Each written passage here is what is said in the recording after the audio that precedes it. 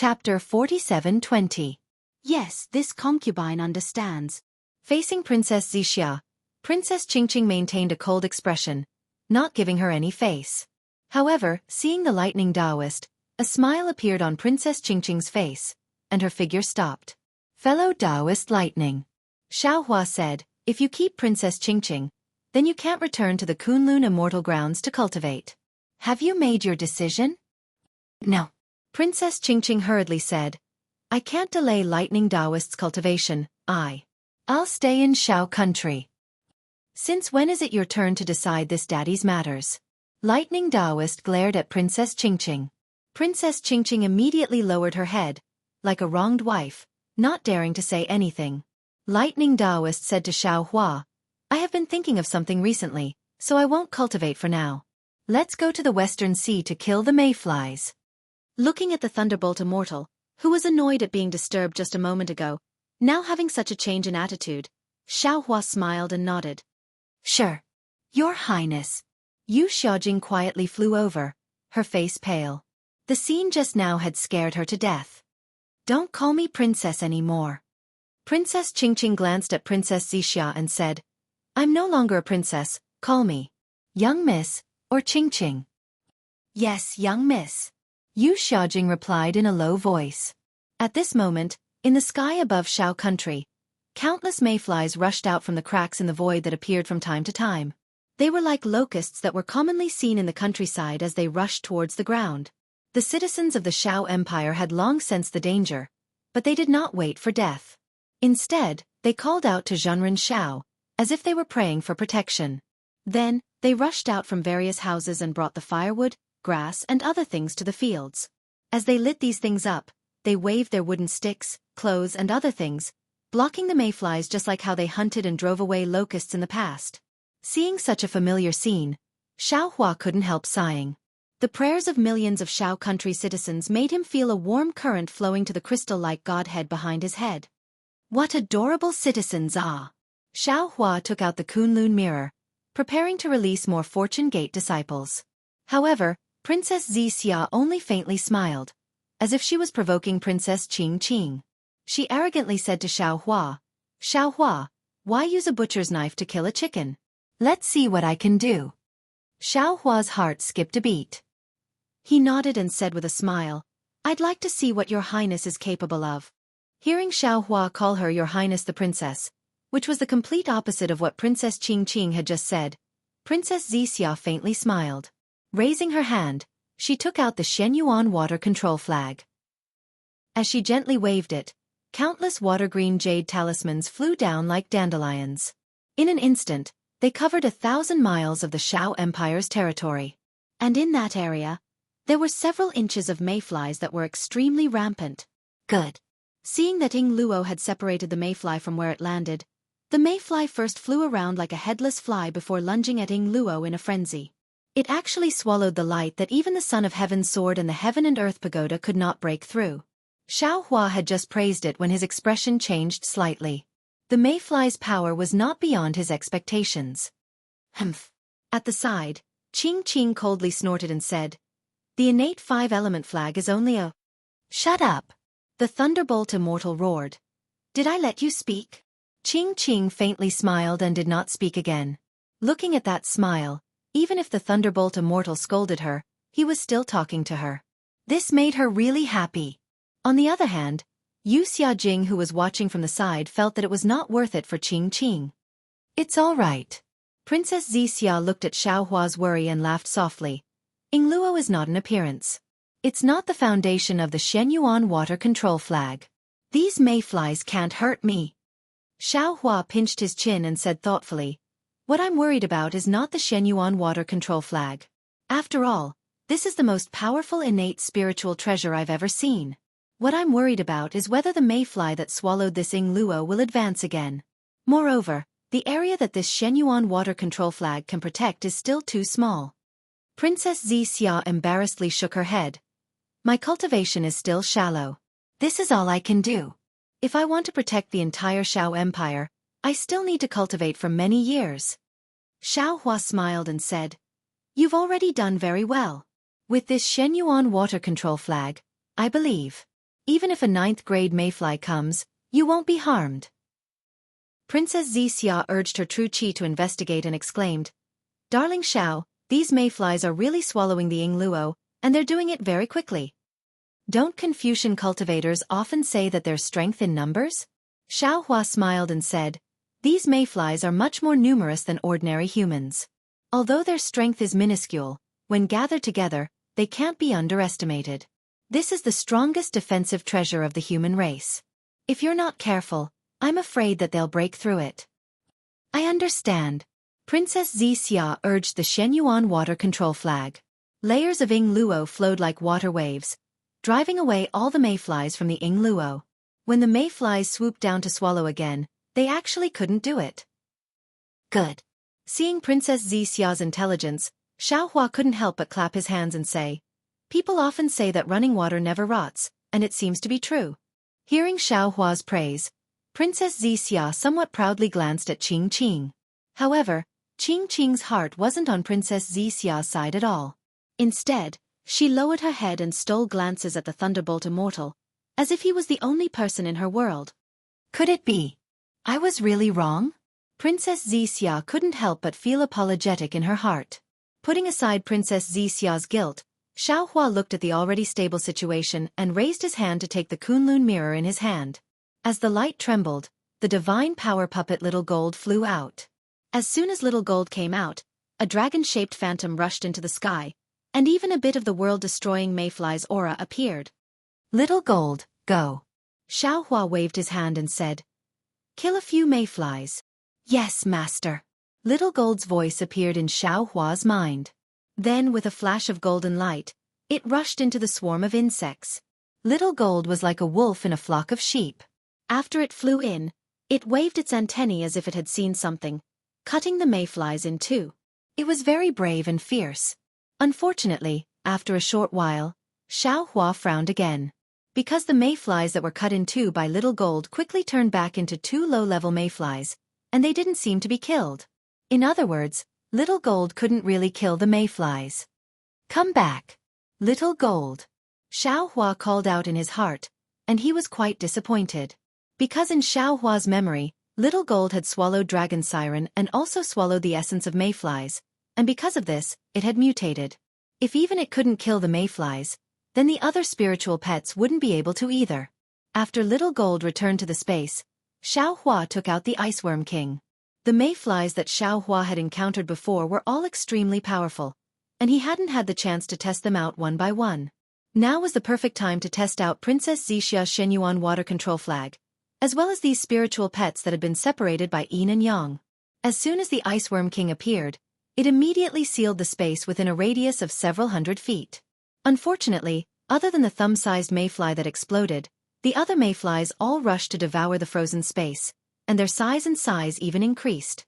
Seeing that his two most powerful spiritual pets were useless, Xiaohua was a little disappointed. I'm afraid it won't work. Xiaohua put the Iceworm King into the space, and then let out Little Thunder and Little Silver. Unfortunately, as soon as Little Silver came out of the space, its nose sniffed the air, and its fat body immediately curled up into a ball, and it didn't go forward at all.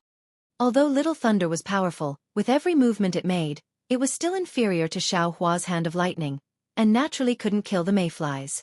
Forget it. Xiaohua was completely disheartened. In his heart, he already somewhat understood that these mayflies were from the previous generation. Even if one of his spirit pets had the ability to restrain them, it was still impossible for it to exterminate hundreds of millions of mayflies. After putting away Little Thunder and Little Silver, Xiaohua pondered for a moment, then once again took out the spirit grasses from the spirit world, some spirit wood from the chaos divine world, and other things from other spaces to try. Unfortunately, all of his attempts failed one after another. Nothing could stop that black hole that could kill mayflies and devour everything. In the end, Xiaohua simply stopped trying and stood in the air, watching over the situation. With Xiaohua and the Thunderbolt Master overseeing the situation, and with the support of Shenhua Mainland's Fortune Gates disciples, the mayflies besieging the Xiao country were gradually eliminated. Looking at the mayflies throwing themselves at the ground and the seeds that had already been planted, Xiaohua couldn't help but smile wryly. He clearly knew that his grain seeds must have attracted the attention of the mayflies. Unfortunately, Xiaohua no longer had the chance to regret. If he didn't have these seeds in the past, the Shao country and the burial immortal mainland's common people would have starved to death. Now, the seeds had spread all over the burial immortal mainland, and they had become the targets of the mayflies. Several days later, the mayflies were finally exterminated. Fu Jiwen's face was full of shame as he saluted Xiaohua, saying that he had failed Xiaohua's trust. Xiaohua comforted him with a smile. In the face of a great calamity, it was enough to protect the Shao country's common people's lives. What burden was there to speak of? Xiaohua took out the Kunlun mirror and asked the Thunderbolt Master to recall the Shenhua mainland's Fortune Gates disciples into the space. He then said to Fu Jiwen, "What do the Shao country's people say about leaving?" At the mention of this matter, Fu Jiwen answered with a wry smile. "Master, people often say that it's hard to leave one's homeland, and it's true. This disciple has already sent many people to spread the benefits of the Kunlun paradise, but most of them feel that the Shao country is the paradise of the burial immortal mainland, and are unwilling to leave. Moreover, this disciple has also told them how powerful the strange insects are, but they believe that with Master's protection, they will definitely be able to exterminate the strange insects." AI blind trust. Xiaohua suddenly felt the burden on his shoulders become heavier, and he sighed. "Xiaohua, this matter is your fault," Qingqing suddenly said from afar. "Shut up." Before she could finish, the Thunderbolt Master angrily said, "I didn't ask you to speak." Xiaohua was stunned and asked curiously, "What did I do wrong?" Qingqing looked at the Thunderbolt Master, not daring to speak. "Speak." The Thunderbolt Master simply spat out a word. "Yes." Qingqing hurriedly said, "The Shao country is named after your surname, and these people are also your people. You didn't explain the situation clearly to them, but let your disciple." "What is this?" "This kind of matter of showing one's face and winning over people's hearts, anyone would run to the front. Even His Majesty the Immortal Emperor would not be an exception. You, on the other hand, only let your disciple do it. Whether or not your disciple was sent by you, whether or not he used your name, those people will know. They only know your name devoutly. Moreover, what is the Kunlun paradise? It is useless to just talk about it, these vulgar people will not understand. You have to take out the real situation of the Kunlun paradise for them to see, even if it is an illusion."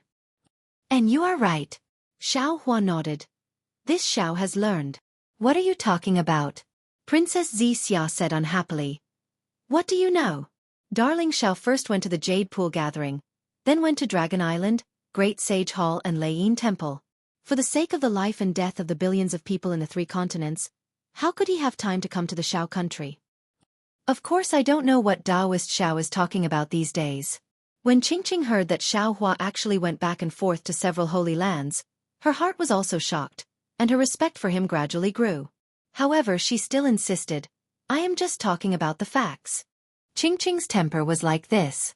She could lower her proud head for a man, for an unprecedented love, and give up her noble life, but she could not suddenly change. Princess Xixia naturally understood.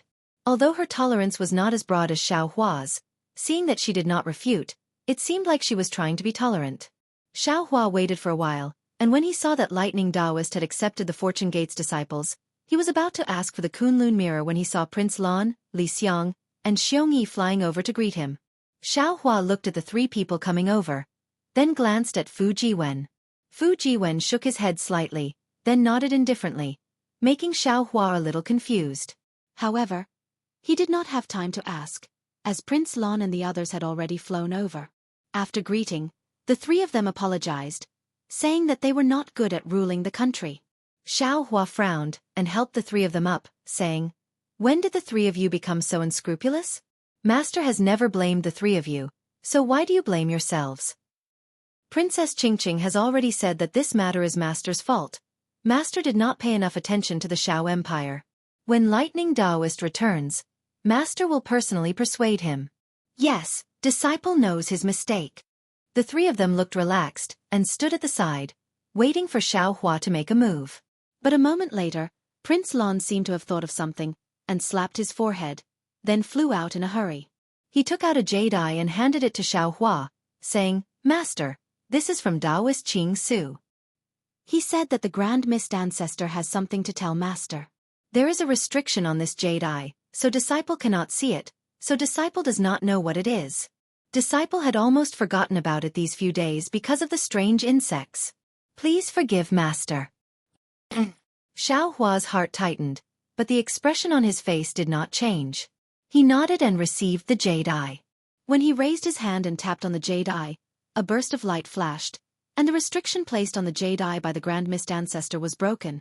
After Xiao Hua placed the jade eye on his forehead and used his divine sense to examine it for a moment, he squeezed out a smile and nodded towards Prince Lon as he said, Master understands. Your jade eye has really solved a big problem in Master's heart. Being able to do something for Master is Disciple's responsibility.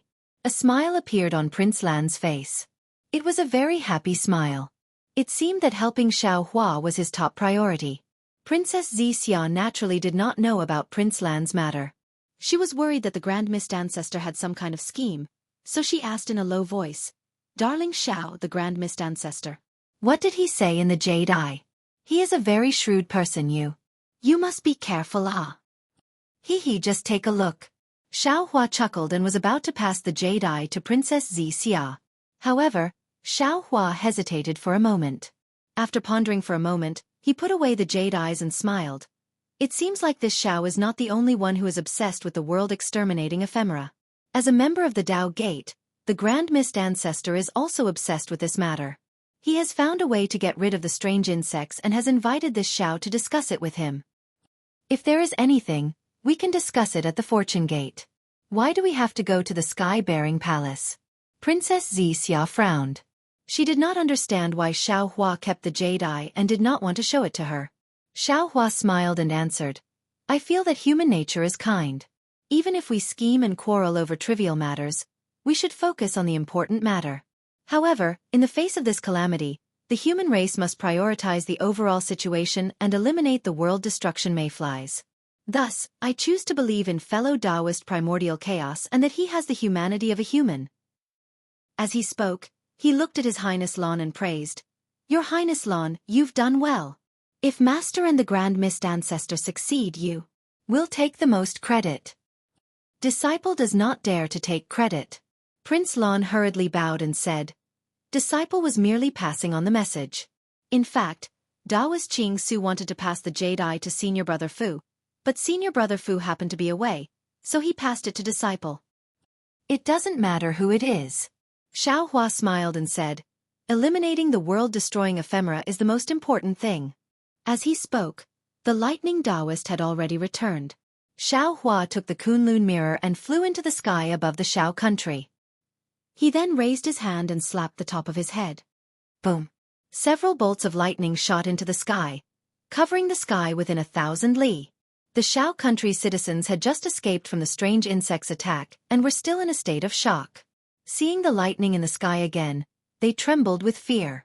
However, when they saw the thunderstorm, which was like a horned dragon, slowly transform into Xiao Hua's figure, the crowd of people couldn't help but burst into tears. One after another, they kneeled on the ground and called out, Taoist Xiao, Taoist Xiao. My people. Xiao Hua's voice is like thunder rumbling in the sky. I am Taoist Master Xiao. Today, I have an important matter to tell you all. Xiao Hua explained the matter of the world-exterminating ephemera in a concise manner. In the end, he waved his hand and the Kunlun mirror fell into the air. Wang wang wang. The Kunlun mirror let out a rumbling sound, and a huge beam of light shot out from the Kunlun mirror and landed in the sky above Xiao Empire. Then, the situation of Shenhua continent turned into a light projection that appeared in the space of a few thousand miles. Mountain after mountain, mountain after mountain, piece after piece of fertile land, cluster after cluster of mountain flowers, a peaceful scene of men plowing and women weaving slowly appeared in front of the stunned citizens of Xiao Empire. After a full hour, Xiao Hua finally pointed his hand, and the light projection gradually shrunk and disappeared into the Kunlun mirror. Xiao Hua smiled and said, My people, this is the Kunlun wonderland that my disciple told you all about. This place, although it is not as big as the hidden immortal continent, it is definitely bigger than Xiao Empire. This is a magic tool that I carry with me. In other words, once you enter the Kunlun wonderland, you will be by my side. I can protect you all at any time. Now the hidden immortal continent is being attacked by the world-exterminating strange insects, and I have yet to find a way to destroy them. I hope that you all can enter the Kunlun wonderland temporarily to avoid the disaster. After the world-exterminating strange insects are destroyed, I will ask for your opinion. If you all want to stay in the Kunlun Wonderland, then you can live and reproduce there. If you still want to return to the hidden immortal continent, then I will send you all back. Don't worry, I will definitely respect your choice. Thank you, Taoist Xiao, for your mercy. We will follow the guidance of Nanwu Merciful Guanyin Bodhisattva. Thank you, Guanyin Bodhisattva, for sending us to the Wonderland. The Xiao Empire citizens no longer had any objections. They all knelt on the ground and kowtowed to the sky to express their gratitude. I still have to go overseas to find a way to kill the world-exterminating strange insects, so I can't stay here for long. Seeing this, Xiao Hua added, I ask my Fortune Gate second master, Lightning Taoist, to send you all into the Kunlun Wonderland. Xiao Hua then nodded at Lightning Taoist. Lightning Taoist also transformed into a lightning giant, and with a wave of his hand, the Kunlun mirror appeared in his hand. He said, I will follow the sect master's orders. Thank you, Taoist Xiao. Thank you, Lightning Taoist. The Xiao Empire citizens thanked him again. All right, you all pack up your belongings. Lightning Taoist said, 10 days later, I will send you all into the Kunlun Wonderland. Don't worry, I can take away your houses and belongings. Hearing this, the Xiao Empire citizens were even more delighted. After kowtowing, they hurriedly left. Subsequently, Xiao Hua and Lightning Taoist withdrew their Dharma images and descended. Xiao Hua looked at Lightning Taoist and Qingqing and said, Fellow Taoist, I still have to rush back to the Western Sea. I'll leave the Xiao Empire to you. And Lightning Taoist nodded. Go ahead. I is here. Fu Jiwen, Prince Lan, Li Xiang, Xueqi. You all will also assist your martial uncle Lightning in the Xiao Empire. Xiao Hua ordered. Yes, disciple understands. All the disciples bowed. Prince Lan then asked, Master, if the Xiao Empire citizens are going to the Kunlun Wonderland, then what about our Xiao Empire? Are we going to give up? Are we going to give it to Confucian cultivators for nothing? Fu Jiwen, what do you think? Xiao Hua turned to ask Fu Jiwen. Fu Jiwen thought for a moment and smiled. No matter what, the Xiao Empire is our Fortune Gate's foundation. We've given up on the soaring Dragon Mountain Range, but the Xiao Empire can't be given up for the time being. Moreover, didn't Master say so earlier? After the insect plague is over, the Xiao Empire citizens will return. We have to protect their homeland. Not to mention, the world-exterminating strange insects are everywhere. There's no difference between killing them in the West Sea and in the Xiao Empire. Disciple feels that we should stay here. And you're right. Our Fortune Gates disciples are also setting up transmission arrays all over the hidden immortal mainland. They also need a place to stay, and the Xiao Empire is the best choice. Xiao Hua smiled faintly and raised his hand. Since that's the case, all of you stay here and let your martial uncle Lightning accompany you. Many thanks, Master. Fu Jiwen was overjoyed. With the Lightning Taoist by his side, what kind of strange insects would he be afraid of? Prince Lan was happy and nodded at Xueqi and Li Xiang. Xiao Hua didn't stay for long. After exchanging a few words with the Lightning Taoist, he led Princess Xia to the flying carriage and left.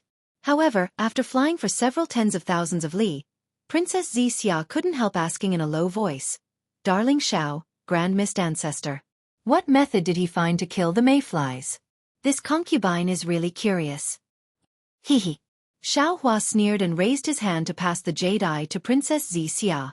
Princess Xia activated her golden pupils. A golden light appeared in her eyes. That golden light fell on her jade pupils. After a moment, Princess Xia cried out in alarm. How is this possible? Even the Dragon Island, Great Sage Temple, and Thunder Temple said that there's no spatial passage to the outside world in the 3 continents. How did the Grand Mist Ancestor find it? Not only that. Xiao Hua replied indifferently. The Rainbow Sea God Seashell, Senior Su, and Fairy Xingyu also said that the 3 continents are strange. The space around them is very tight. If one doesn't enter from the outside world, it's impossible to leave from the inside. Although Fairy Xingyu didn't say it clearly, she vaguely revealed that this might be the reason for the immortal array. Even these powerful experts couldn't find the passage. So how could the Grand Mist Ancestor find it? Oh, that's right. Look further back. Princess Xia continued to look, and a puzzled expression appeared on her face. She asked curiously, 10,000 demon world? Metal, wood and magnetic? What does that mean? Of course, it's outside the soaring cloud side hall. The Grand Mist Ancestor wanted me to bring him in. Xiaohua explained, I raised a condition, and one of them was for him to give me the 5 elements magnetic. Of course, that was just a joke, and he remembered it in his heart. So, he used the metal and wood magnetic as bait, saying that the 10,000 demon world has it. Moreover, he knows the spatial passage from the 3 continents to the 10,000 demon world. He lured me into his trap. Then you in the Shao country. Princess Xia's thoughts were quite meticulous, and she immediately thought of Xiaohua's strange behavior. Xiaohua's face turned cold, and he said, Of course I don't want to see the Grand Mist Ancestor scheming against me when the 3 continents are in danger. I'd rather believe that he does know some ancient secrets, and that this secret spatial passage does exist. I'm even willing to believe that the Grand Mist Ancestor said that the 10,000 demon world's metal and wood magnetic is real. Therefore, I'm willing to take this risk for this belief. Moreover, there's another secret. My fortune gate is not a paradise. That disciple named Prince Lan. After Xiaohua finished talking about Prince Lan's attack on Chongyu, Princess Xia's eyes narrowed, and she nodded, Darling Xiao, you're casting a long line to catch a big fish But at this point this big fish has no special value. Why don't you pull in the net? Yes I'm just about to pull in the net. Xiaohua laughed, but there are many ways to pull in the net. If the Grand Mist Ancestor really wants to join hands to kill Fuyu, and this spatial passage is real, I'll let Prince Lan commit suicide, leaving him a good reputation. If the Grand Mist Ancestor hands over the disciples who attacked Chongyu, I can reluctantly let bygones be bygones. If this news is false. The sky-bearing palace has no value in the 3 continents. Although I don't want to create a rift between the sects, I can't hold back since they're already forcing me. But, you're risking your life, it's not appropriate. Princess Xia said worriedly. But, compared to the lives of the sky-bearing palace's disciples, this risk is worth it. Xiaohua laughed, moreover, don't you understand my strength? How can I fall into the Grand Mist Ancestor's trap? Your strength is not bad, I know this. But the Grand Mist Ancestor's schemes are too deep. I'm afraid you're not his opponent. Xiaohua chuckled, I still have the Kunlun mirror. Even if there are 3 Grand Mist Ancestors hiding inside, they won't be a match for me. Then why did you give the Kunlun mirror to the lightning Taoist Princess Xia became anxious when she heard Xiaohua's words, and shouted, Quick, stop the Pegasus. Go gather the Shao Empire's people, these 10 days won't make much difference. Seeing that Princess Xia was worried, Xiaohua laughed. Shao Empire is a test for Prince Lan. This Kunlun mirror might be a test for the lightning Taoist and Princess Qing. Princess Xia understood when she heard Xiaohua's words. She raised her finger and pointed at Xiaohua's forehead. I didn't expect my sect master to be so scheming But your scheming is wasted. If my sister can't even resist this little temptation, how could she have fought with me for so long in the immortal palace? The past is the past. The present is the present. Xiaohua laughed. She had everything before. Naturally she wouldn't care about this temptation.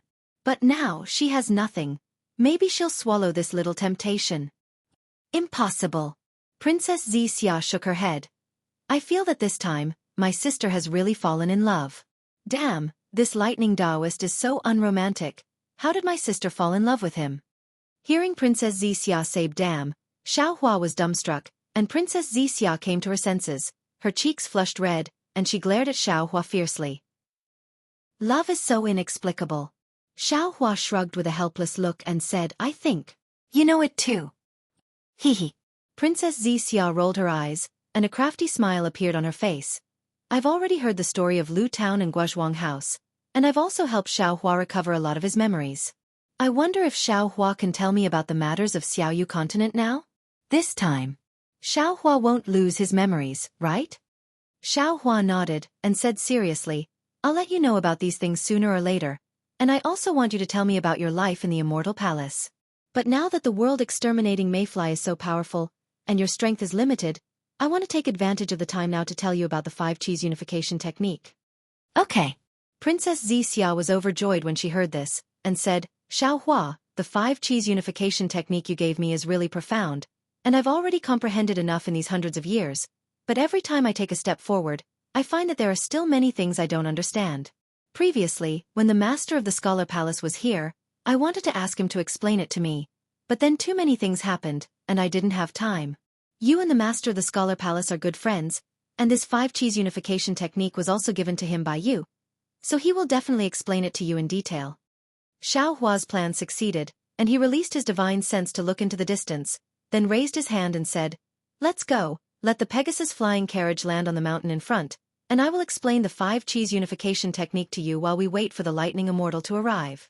Seeing Xiaohua release his divine sense, Princess Xixia slightly curled her lips, as if she already knew what Xiaohua was thinking. Xiaohua waited for dozens of days, and seeing that Xiaohua was a bit anxious, Princess Xixia said in a low voice, "Let's stop here for now, Xiaohua, go to Xiao country to take a look, and don't let any accidents happen." There's no need." Just as Xiaohua was about to reply, his brows relaxed, and he said with a smile, "The lightning immortal is already here." Sure enough, not long after, the lightning immortal's figure appeared in mid-air. What was special was that when the lightning immortal just appeared, he actually involuntarily glanced behind him, as if he was afraid of being discovered. "Fellow Taoist," Xiaohua asked curiously, "is someone chasing you?" "Damn it, no one is chasing me," the lightning immortal muttered. "Isn't it that Qing? She keeps an eye on I every day, as if I will run away. Today, I finally managed to get her to go, and only then did I manage to escape." "It can't be," Xiaohua said in surprise. Qing's strength is only around the 6th grade of essence energy, right? Isn't it easy for you to avoid her?" That. The lightning immortal was embarrassed to speak again. Princess Xixia curled her lips and said, "You don't have to worry. She definitely won't follow you, and she definitely won't ask you about the Kunlun mirror in the future. She knows that you want to return the Kunlun mirror, so she took the initiative to avoid you." "That's not true," the lightning immortal argued forcefully. "The main thing is that it is too troublesome to collect the citizens of Xiao Empire, which is why it took so much time." "Kiki." Xiaohua did not say any more. He took over the Kunlun mirror and said with a smile, "Fellow Taoist, did you collect all the citizens of Xiao Empire?" "About 80%. The lightning immortal shook his head and said, "I heard from Fu Jiwen that the remaining 20%, no matter how you persuade them, they are not willing to enter the Kunlun immortal realm. I will be in charge of collecting them. As for the rest, you should ask Fu Jiwen." "All right." Xiaohua kept the Kunlun mirror and said, "Fellow Taoist, when you return, tell Fu Jiwen that this is I's order. Tell him to prepare to reel in the net, and wait for I's order to come, and let him catch them all in one fell swoop." "No problem." After hearing Xiaohua's words, the lightning immortal urged, "Fellow Taoist, if there is nothing else, I will take my leave first." Seeing the lightning immortal acting like a thief, how is this the bearing of a Taoism's Mahayana? Xiaohua helplessly laughed a few times and said, "There is nothing else, you should quickly return. Farewell." The lightning immortal raised his hand to bid farewell and hurriedly left. Princess Xixia at the side was also shocked. She also looked at Xiaohua in disbelief and asked curiously, "Darling Xiao, this lightning immortal, is he?" I'm afraid so." Xiaohua said with a smile, "However, this is his matter. You and I should just watch from the sidelines. We can only leave it to fate." Princess Xixia knew that she could no longer stop Princess Qingqing. She was extremely disgusted, but also happy. The feeling was so complicated that even she herself could not explain it clearly. After taking the Kunlun mirror, Xiaohua kept the Pegasus flying chariot. He held Princess Xixia's hand and rushed towards the East Sea with lightning escape. Within the East Sea Dragon Palace, whether it was the dragon race or the oceanic race, they all moved their bodies and quickly traversed through the serene blue crystal-like seawater. Some even impatiently teleported, looking busy and nervous. However, at the core of the Dragon Palace, inside the main hall that flickered with treasure light, it was quiet again. There were more than 100 dragon generals wearing dragon armor and holding dragon weapons. They surrounded the main hall so tightly that not even a drop of water could trickle through. Waves of chaotic water rippled from all directions, but they were immediately annihilated by the dragon generals with a wave of their hands. Not to mention that the noise could not reach the main hall at all. Boom! A loud rumble sounded from several hundred zhang away from the main hall. The nearby dragon generals were all startled. They involuntarily raised the dragon weapons in their hands, wanting to surround the main hall.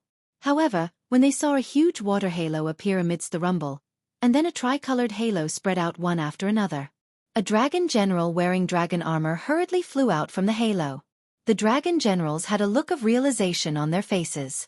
Most of them flew back, leaving only one dragon general at the front to block him. Reporting to the great general. The dragon general flew out of the halo and hurriedly shook his dragon head. In his dragon claws was a dragon shell. He reported, "There is a message from the West Sea Dragon Palace." As he spoke, the dragon general handed the dragon shell over. The great general took the dragon shell and nodded without looking at it. He said, "Thank you for your hard work. Thank you for your hard work, great general." The dragon general said politely. He turned around and flew back into the halo. His dragon body faded for a moment. The great general turned around and was about to fly back to the main hall. A dragon general beside him smiled bitterly and said, "Great general, why is it the West Sea again? How can it not be the West Sea?" The great general replied helplessly, "The West Sea today is no longer the West Sea of the past." After saying that, the great general did not dare to delay. He urged his dragon body to enter the main hall. However, at this moment, boom! There was another sound of water. Not far from the halo that just appeared, another tricolored halo appeared. The palace guard grand general stopped, but his dragon body didn't move. The dragon general who just spoke swayed his dragon body and blocked the light ring. Another dragon general hurriedly flew out from the light ring. As soon as he saw this dragon general, he looked up at the palace guard grand general and shouted, "Palace guard grand general, urgent report from the West Sea. Bring it over." The great general was too lazy to move. After he gave the order, the dragon general waved his dragon claw, and the long bay in his hand flew into the great general's dragon claw at lightning speed. Then, the dragon general hurriedly returned. Damn the fortune gate. The great general looked at the two dragon shells in the dragon claws and cursed under his breath. Just as he was about to enter the main hall. Fellow Taoists who like this book, please subscribe to it at Qidian. Give it a recommendation vote, collect it, tip it, and thank you for all your support. Chapter 47-21. Boom. Another dragon general came to deliver a message. Fuck. Is there an end to this? The palace general was really angry. He knew very well that any ordinary battle report from the Four Seas would be handled by specialized civil officials of the Dragon Palace. Anything that could be sent directly to the palace could be said to be extremely urgent. These messages were extremely rare. Ever since the Fortune Gate's Jiang Hong had taken over the West Sea Dragon Palace, the East Sea Dragon Palace's Crown Prince Ao Xiang had been sending urgent messages one after another. However, it was rare to see so many of them today. Reporting to the Great General. The moment the Dragon General appeared, he immediately reported. Before he could finish, the Great General interrupted him and asked, "Is it another message from the West Sea Dragon Palace?" The Dragon General was stunned and hurriedly shook his head, reporting to the Great General, "It's not the West Sea Dragon Palace. It's an urgent message from the hidden immortal continent's bestial battle arena." Bestial battle arena? The Great General was surprised and scolded. What urgent message from the bestial battle arena? At this time. Why are they still in a mess? Why can't you see the importance of this matter? How can you casually send a message to His Majesty the Dragon King?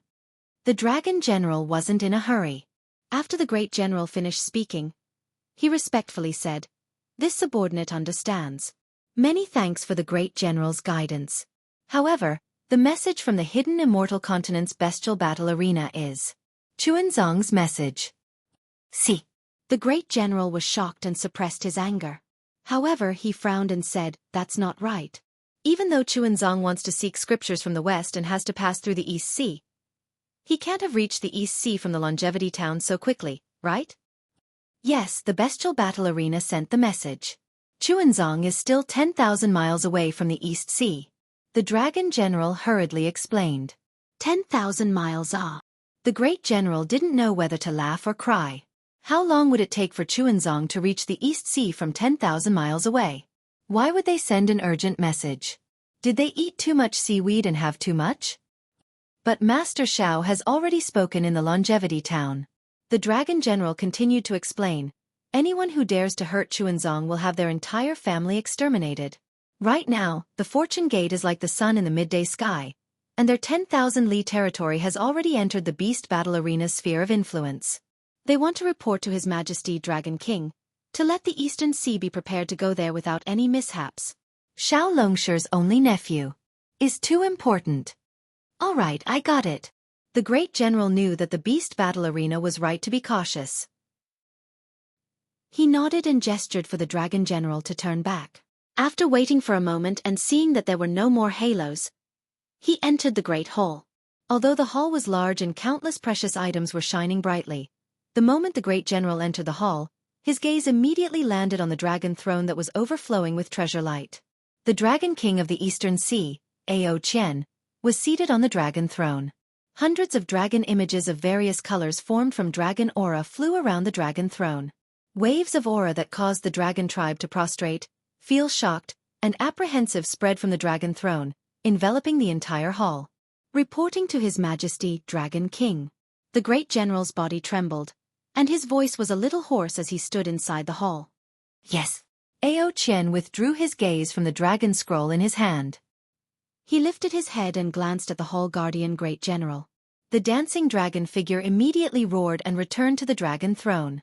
The frightening aura in the hall was completely swept away. An urgent message from the Western Sea Dragon Palace. The palace guarding Grand General moved his body and entered the great hall. He respectfully presented the 3 dragon shells. 3 urgent messages from the Western Sea Dragon Palace? Ao Qian was stunned, and he was a little annoyed. Is Zhang Hong courting death? Seeing that Ao Qian was angry, the great general hurriedly explained, there are 2 of them and the other one is related to the Fortune Gate. Ao Qian nodded, took the 3 dragon shells, and placed them on the dragon table in front of the dragon throne. Seeing this, the great general turned to leave, but Ao Qian suddenly said, Ao Yuan, do you think Zhang Hong is causing such a big ruckus in the Western Sea Dragon Palace? This. The great general was stunned for a moment, and then he replied, in this general's opinion, I'm afraid he doesn't know. Oh, why? Ao Qian did not pick up the dragon shells, but asked with interest. The great general hurriedly replied, Xiao Longshi is the benevolent Guanyin Bodhisattva. Although this general is not interested in those bald donkeys of the Buddhist sect, this general knows that the Guanyin Bodhisattva's Buddha fruit is very difficult to obtain. Since Xiao Longshi can obtain the Guanyin Bodhisattva's Buddha fruit as a Tao sect cultivator, he must be truly benevolent. Humph. Ao Qian coldly snorted and said, he is benevolent to the secular world, but to the immortal palace, the 4 great clans, the dragon palace of the 4 seas, and the 1,000 demons' sacred realm, he is not benevolent at all. Yes, yes. The great general hurriedly smiled and said, this general does not know these things, I'm just casually speaking. Oh, it's fine, go ahead. Ao Qian came to a realization and said with a smile, this king has suffered too much from Xiao Hua, so I might have misjudged him. Just answer me truthfully. Yes. The great general knew Ao Qian's temperament, so he did not hide anything and told him his thoughts. Finally, he said, moreover, in front of the Longevity Town, Xiao Longshi did not hesitate to fall out with the Immortal Palace for the sake of the world-destroying strange insect, and asked the Immortal Palace and the 4 great clans to stop fighting. At that time, when this general received the news, I was extremely surprised and felt that Xiao Longshi was making a mountain out of a molehill, and even felt that he had other intentions. However, from the current battle reports of the 4 seas, Xiao Longshi's words were not alarmist. This strange insect really has the ability to destroy the world. Therefore, this general feels that Xiao Longshi really wants to save the world. He wants the 3 continents, the 4 seas, and the 3 rivers to work together to overcome this crisis. Your Majesty, take a look at the latest news. Xiao Longshi first went to the Dragon Island, then to the North Sea Dragon Palace, and then to the 1,000 Demons' Sacred Realm. Although there is no more news, Xiao Longshi must have gone to the Great Holy Hall.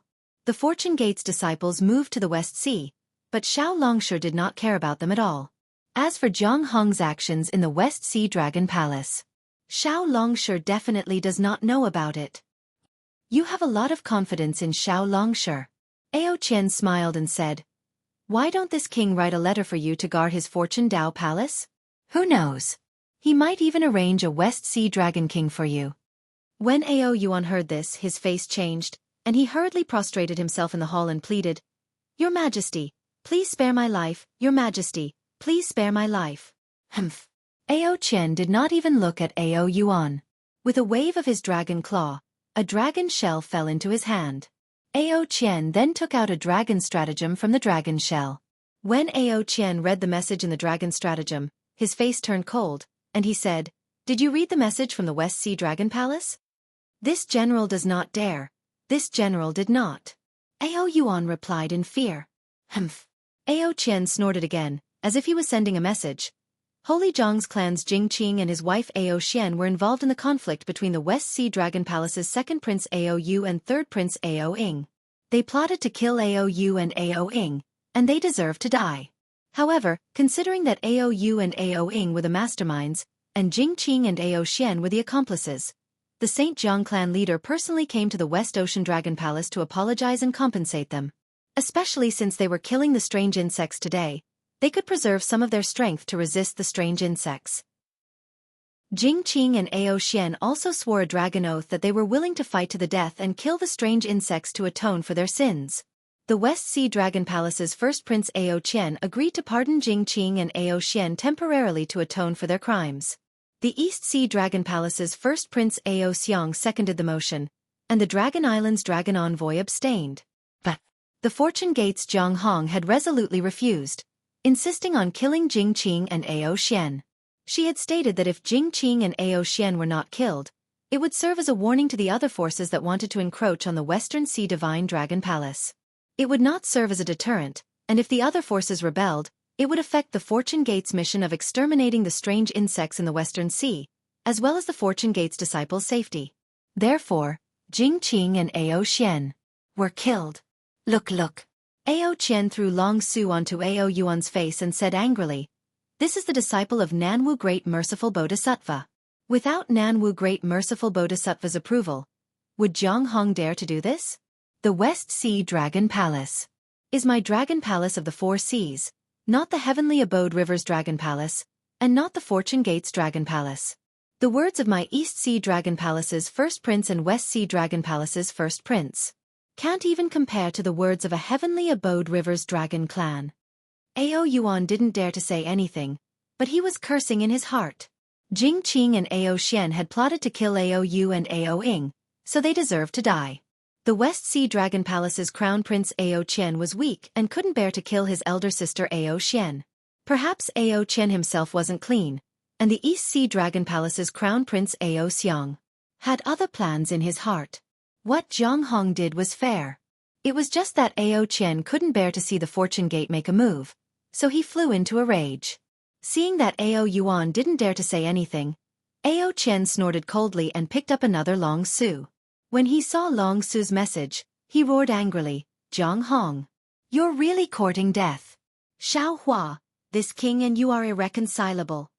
Ao Yuan's eyes turned rapidly, and he regretted telling Ao Qian the truth in his heart.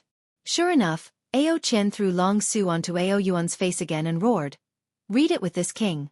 Yes, your majesty. Ao Yuan picked up Long Su and looked at it. There was a complicated expression on his ugly dragon face as he read it word by word. After Jing Qing and Ao Xian were killed, the rest of the dragon clan were sent back. The West Sea Dragon Palace's crown prince Ao Qian was afraid of chaos in the West Sea, so he had sent the second crown prince, third crown prince, fourth crown prince, and seventh crown prince to patrol the West Sea. Now that there was a mistake, Ao Qian recalled the other crown princes and ordered the patrolling general to appoint 8 inspectors to patrol the sea. This was originally the West Sea Dragon Palace's internal affairs, but Fortune Gate's Zhang Hong requested that the West Sea inspector's patrol area be reduced to 800,000 li radius around the West Sea Dragon Palace, and the rest of the sea be patrolled by Fortune Gate's disciples. Zhang Hong's suggestion was rejected by the East Sea Dragon Palace's crown prince Ao Xiang, West Sea Dragon Palace's crown prince Ao Qian, and the Dragon Island's dragon envoy abstained. Reading until here, Ao Yuan was puzzled. He raised his head and looked at Ao Qian. Ao Qian sneered, What's wrong? Continue reading. Yes. Ao Yuan shuddered, and continued reading, Proposal rejected, Jiang Hong sneered. At this time, bad news came from the south and east of the West Sea. In the east of the West Sea, strange insects attacked, killing 2 West Sea inspectors. In the south of the West Sea, the St. River Dragon tribe encountered the West Sea patrolling sea tribe, exterminated 20,000 West Sea tribe members, and fled to the South Sea. Continue reading. Continue reading. Ao Qian impatiently swung his dragon tail, shattering a giant coral in the hall as he snarled. Ao Yuan dared not delay, and continued reading. Jiang Hong flew into a rage, leading the West Sea Dragon Palaces, Fortune Gate's dragon tribe, and sent a message to the West Sea's Fortune Gate's disciples to board lightning boats and chase after the St. River Dragon tribe at the border of the South Sea. At that time, the Fortune Gate's disciples had just stopped the St. River Dragon tribe, and under Jiang Hong's order, the Fortune Gate's disciples massacred the St. River Dragon tribe. At the same time, the Fortune Gate's disciples besieged the millions of strange insects in the east of the West Sea, killing more than 100,000 of them. Jiang Hong returned to the West Sea Dragon Palace, and the Dragon Island's dragon envoys doubted the West Sea Dragon Palace's ability to patrol the sea, and suggested that the West Sea Dragon Palace withdraw their forces to stabilize the Dragon Palace's safety. Under Jiang Hong's iron fist, the dragon envoys agreed. See? Ao Qian roared, the West Sea's Dragon Palace is no longer the Dragon Palace of the Four Seas, but the Fortune Gate's Dragon Palace, the Heavenly Paradise River's Dragon Palace. Yes, Your Majesty. Ao Yuan did not dare to say more, and quietly placed Long Su on the table as he responded in a low voice. My great general. Ao Qian coldly said. You don't understand at all. How could the St. River Dragon tribe attack the West Sea tribe while fleeing? How could the Fortune Gate's disciples stop the St. River Dragon tribe in such a timely manner? This was all planned by Jiang Hong in advance. Strange insects, where are so many strange insects? The 2 inspectors who were killed by the strange insects. If I'm not mistaken, they were all killed by the Fortune Gate's disciples. Without Xiao Hua's instructions, who would dare to create such a big storm in the West Sea? Ao Yuan sucked in a breath of cold air, and exclaimed in shock. Your Majesty, it can't be. What can't be? Absolutely. Ao Qian glared at Ao Yuan and said, Do you think Xiao Hua is the merciful bodhisattva of Nanwu that you speak of? Do you think he's the selfless bodhisattva? If so, how could the South Sea Dragon Palace be split in half? The West Sea Dragon Palace's treasury. How could it be taken by Xiao Hua? He's a naked robber, a sanctimonious hypocrite. As he spoke, Ao Qian waved his hand and picked up the last dragon shell, and took out the dragon Su inside. After he looked at it, he swung his hand and smashed it on Ao Yuan's face, shouting, Fortune Gate, it's the Fortune Gate again. Didn't you say this wasn't news from the Fortune Gate? Isn't this Chunzong Xiao Hua's nephew? Yes. Ao Yuan was a little dizzy, and he held the dragon Su and read, Reporting to Your Majesty Dragon King. Read my ass. Ao Qian shouted. What's there to read? After this damned traitor obtained the Thunder Sound Temple's Buddha fruit, he actually slapped the Mahavairocana Buddha Lord. If he didn't have such a good uncle, he would have been slapped to death by the Dipankara Archaic Buddha Lord. Seeking scriptures from the West. Seeking scriptures from the West. Why would he go to the West Sea's peak to obtain scriptures? He's a spy planted by Xiao Hua in the Buddhism Gate. He wants. This king understands now. No wonder Xiao Hua wanted to place the Fortune Gate's foundation in the West Sea. So, he wanted Chunzong to go to the Fortune Dao Palace to obtain scriptures. He wants to become the Mahavairocana Buddha Lord. No, it can't be. Ao Yuan said in disbelief. Xiao Hua himself is the Nanwu merciful bodhisattva of Nanwu. How could he become the current Buddha Lord? Moreover, how could the current Buddha Lord change hands? Even the Nanwu Maitreya Buddha changed hands. How could the Mahavairocana Buddha Lord not change hands? Ao Qian said angrily. Moreover, that 6-eared macaque also covets the Dipankara Archaic Buddha Lord's position. Just as Ao Qian was venting his anger, a voice came from outside the hall. Your Majesty, there's an urgent report. Where did this urgent report come from? Ao Qian shouted angrily. Could it be from the Fortune Gate? Yes, Your Majesty. The dragon general outside the hall helplessly replied. Boom. Ao Qian waved his dragon claw and slammed it on the dragon table in front of him. The dragon table was instantly shattered into pieces. Ao Yuan trembled and prostrated himself like an obedient little loach. The dragon general outside the hall heard the commotion and didn't dare to enter. Ao Yuan, bring it in. After a while, Ao Qian suppressed his anger and said in a low voice. Yes. Ao Yuan didn't dare to delay. He hurriedly got up and walked out of the hall, taking the dragon Su from the dragon general's hand. However, just as he turned around and entered the hall, he felt a little confused. He didn't know why the dragon Su wasn't placed in the dragon shell. Ao Yuan timidly handed the dragon Su to Ao Qian and prostrated himself on the ground, waiting for Ao Qian to throw the dragon Su on his face. However, after Ao Qian finished looking at the dragon Su, Ao Yuan didn't expect the dragon Su to fall on his face. Instead, Ao Qian was surprised. Why did Xiao Hua go to the hidden immortal mainland? Shouldn't he be in the Great Sage Hall? Yes, Your Majesty. What's going on? Ao Yuan followed Ao Qian's words and replied. Quick! Ao Qian suddenly shouted. Ao Yuan, prepare my East Sea Dragon Palace's welcome. The Fortune Gate's Xiao Hua is coming to my East Sea Dragon Palace. Yes, Your Majesty. Ao Yuan didn't realize what was going on. He just agreed and didn't move. Puh! Ao Qian shook his hand and threw the dragon Su to Ao Yuan's face. He roared. This king said, Quick, quick, quick. Xiao Hua is outside my East Sea Dragon Palace. He's coming to my East Sea Dragon Palace. Ah? How is that possible? Ao Yuan was awakened by the dragon Su and exclaimed in shock. Isn't he in the Great Sage Hall? Then, a tricolored halo rushed out from Ao Yuan's dragon body. With a boom, he rushed out of the hall and roared. Everyone, set up the welcoming formation. Master Xiao Hua is coming to the East Sea Dragon Palace. At this time, Ao Qian had no time to care about Ao Yuan's inappropriate words. He frowned and whispered, What is Xiao Hua doing in my East Sea Dragon Palace? Is he forcing this king to hand over the West Sea Dragon Palace? Or does he want this king too?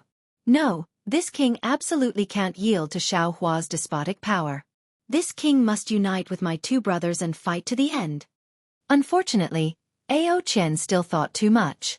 After he and the East Sea Dragon Palace's Dragon Queen eagerly invited Xiao Hua and Princess Xixia to the hall, when he nervously asked why Xiao Hua came to the East Sea Dragon Palace, Xiao Hua's answer almost made Ao Qian fall off his dragon throne. This Xiao wants to borrow the East Sea Dragon Palace's teleportation formation to go to the West Sea Dragon Palace. Xiao Hua was very surprised by Ao Qian's politeness.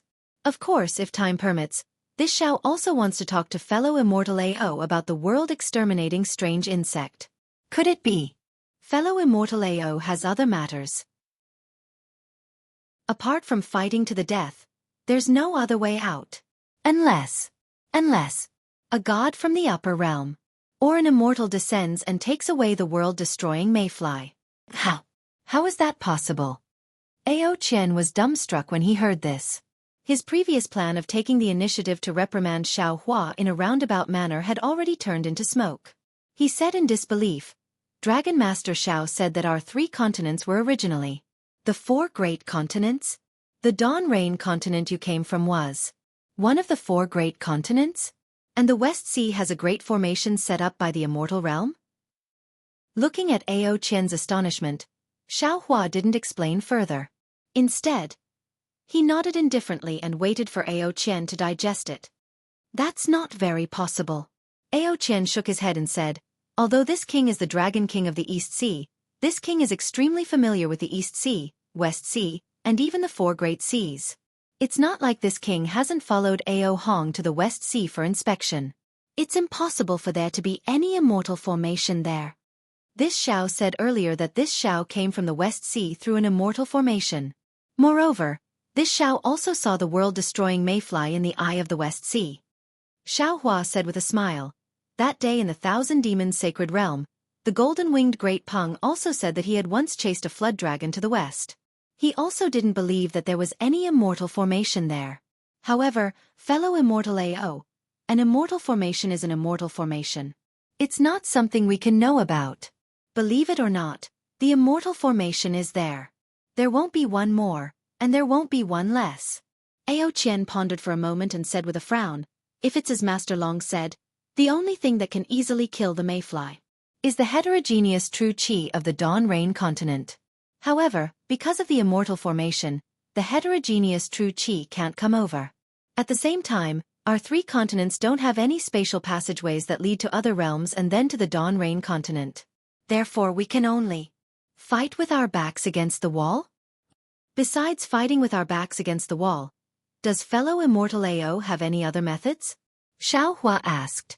Ao Qian sighed and said, after the meeting at the Jade Pool, this king returned to the Dragon Palace.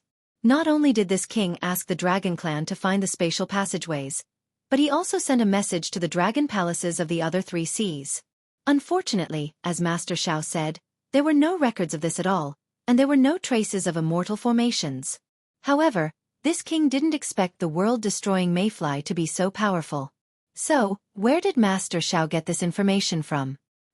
Of course it's from the one in the Thousand Demons Sacred Realm. Xiao Hua said with a smile. Oh, if that's the case, then it's right. Ao Qian understood and said with a bitter smile. It seems like we can only fight with our backs against the wall, but what are our chances of winning? Ao Qian was the first to ask about their chances of winning. Xiao Hua fell into deep thought, and his brows were tightly knitted. After a long while he said solemnly, only 10%. 10%? Ao Qian's dragon body suddenly flew up from the dragon throne and covered the entire hall. He exclaimed, if it's 10%, then wouldn't it be inevitable that the world will be destroyed? Yes. Xiao Hua nodded. Other than the soaring cloud side palace, fellow immortal Ao has probably not fought with the strange insects for more than half of the time, right? Indeed. Ao Qian suddenly felt a little ashamed. He had always been in the East Sea, guarding the dragon palaces of the four seas, fearing that the Dragon Island and the Fortune Gate would invade, so he didn't pay much attention to the strange insects. I've encountered several world-destroying mayflies along the way. Xiao Hua explained, fellow immortal Ao is from the dragon race, so you must know that the world-destroying mayflies are insects. The insect race's greatest advantage is their large numbers, and the world-destroying mayflies reproduce too quickly. Moreover, on the three continents, the world-destroying mayflies have no natural enemies, and the Pegasus can reproduce without any restrictions. This is incredible. What's more, up until now, the world-destroying mayflies can only be killed by spiritual qi that exceeds the Pegasus tolerance limit. Oh, that day at the Jade Pool, the mayfly that was on the verge of the 10th grade was forced to advance to the 10th grade by this Xiao's spiritual energy. And this time, this Xiao actually saw two mayflies that surpassed the 9th grade on the hidden immortal continent. Aside from this Xiao's unique medicinal pills, even this Xiao has no way to kill these mayflies. So, my previous idea of the strange insect king might not be correct. If the lowest level world-destroying mayflies devour enough spiritual qi, they can evolve into the king of strange insects. Tens of millions of world-destroying mayflies that exceed the 9th grade. Ao Qian didn't even dare to think about it. He was speechless. Hi, that's right.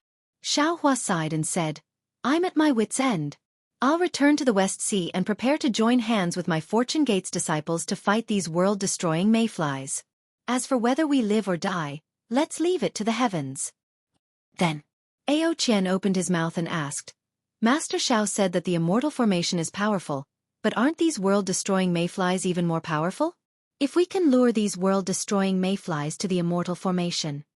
Unfortunately, Ao Qian stopped abruptly. After all, even he couldn't find the immortal formation, so how could the cultivators of the three continents lure the world-destroying mayflies to the immortal formation? Who knew where the immortal formation would come from? Fellow immortal Ao is right.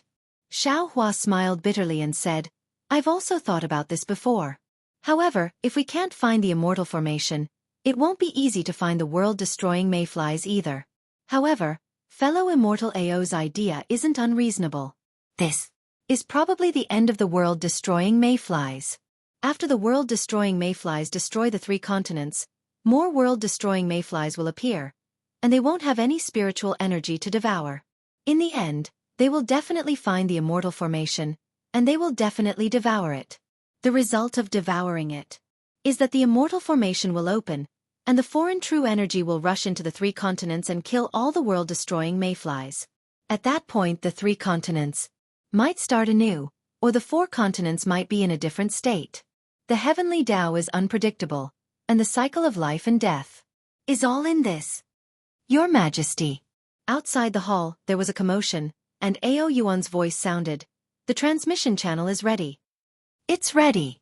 Xiaohua immediately stood up and said, Fellow immortal Ao, what I said needs to be kept a secret for now. After all, if this matter spreads, the people's hearts will be unstable. Yes, this king understands. Ao Qian hurriedly stood up to send him off. However, after flying for a few dozen feet, Ao Qian was unwilling and hurriedly called out, Master Xiao, please wait. What's the matter? Xiaohua stopped and looked at Ao Qian. Ao Qian chuckled, took out 3 dragon su and handed them to Xiaohua, saying, This is some information that this king received. Master Xiao, when you have nothing to do, take a look. Sometimes the children play a bit too much. As their parents, we should still take care of them. Xiaohua seemed to understand something. He took the dragon su and looked at it for a while. He waved his hand and handed the dragon su to Ao Qian, saying with a smile, Since it's the children's own choice, then let the children play by themselves. As their parents, we should still worry about some world destruction matters. If we keep putting our eyes on these petty things, our own vision will also become small for no reason. Seeing Xiaohua so protective, Ao Qian was unbearably angry. It's a pity that his 4 Seas pearl is still in Jiang Hong's hands. He doesn't dare to take the risk of the East Sea Dragon Palace being split into 2 by Xiaohua again to vent his anger. Since that's the case, Ao Qian restrained his anger and said with a smile, Then let the children play by themselves. When the time comes, it won't be good for us as their parents. It's fine, it's fine. Xiaohua glanced at Ao Qian. This Xiao never cares about this kind of matter. It's completely the children's own idea. It has nothing to do with this Xiao's face. Seeing Xiaohua deny it so cleanly, Ao Qian smiled slightly and raised his dragon claw, saying, Dragon Master Xiao, this way please. Princess Xia was naturally waiting outside the main hall. Seeing a string of coral beads overflowing with light hanging on Princess Xia's white neck, it really makes Princess Xia even more beautiful. Xiaohua was also overjoyed. He raised his hand and took out a jade bottle from his bosom and handed it to Princess Xia, saying, Xia, there's a saying in the human race that it's impolite to come and go. There's no harm in returning this pill to the Dragon Queen. Yes, it's indeed so. Princess Xia took the pill and said with a sweet smile, Just now, this concubine thought for a long time, but couldn't find a suitable gift to return. Thank you, Xiao Lang. Saying that, Princess Xia handed the jade bottle to the Dragon Queen and said, Dragon Queen, this is a pill refined by Xiao Lang. Please accept it. No need, no need. Seeing Xiaohua take out a pill, the Dragon Queen of the East Sea Dragon Palace was somewhat puzzled. She was very instinctively polite. But Ao Qian, the Lord of the East Sea Dragon Palace, was already surprised. He hurriedly said, Since it's a gift from Dragon Master Xiao, you might as well take it. Now, this thing is very precious. Yes, thank you, Princess Xia. Thank you, Dragon Master Xiao. Hearing Ao Qian's urging, the Dragon Queen's heart trembled. She hurriedly took the jade bottle and thanked them. Dragon Queen, you're too polite. Princess Xia smiled slightly and accompanied Xiaohua to fly into the transmission array. When the transmission array was activated and Xiaohua and Princess Xia disappeared, the Dragon Queen asked curiously, Your Majesty, this pill. Give it to me. Ao Qian stretched out his dragon claw and asked the Dragon Queen for it. The Dragon Queen was even more confused, but she still gave the jade bottle to Ao Qian. Ao Qian took the jade bottle and felt at ease. He said coldly, Xiaohua is really cunning. He obviously has a lot of such pills in the Kunlun immortal realm, but he still pretended that he didn't have them. Your Majesty, what is this pill? Why is it so precious? The Dragon Queen asked. Ai, this is a life Ao Qian waved his hand and led the Dragon Queen back to the main hall. As he walked, he said, It's not that this king doesn't want to leave it to you, but if this king has no use for this pill, what's the use of it? Not to mention Ao Qian's explanation to the Dragon Queen about the pill's ability to kill the world-extinguishing mayfly. Xiaohua had used the Eastern Sea Dragon Palace's transmission array to come to the Western Sea Dragon Palace. The moment he stepped out of the Western Sea Dragon Palace's transmission array, Xiao Hua saw Zhang Hong's uneasy gaze. Zhang Hong understood that since Xiao Hua could come from the Eastern Sea Dragon Palace, Ao Qian would definitely tell Xiao Hua about her actions in the Western Sea Dragon Palace. Zhang Hong was even more aware that her little schemes and arrangements could be seen through by Ao Qian. She had killed the Saint River Dragon clan for the Fortune Gate, but also for the Paradise River. This kind of slaughter was not something Xiao Hua liked to see.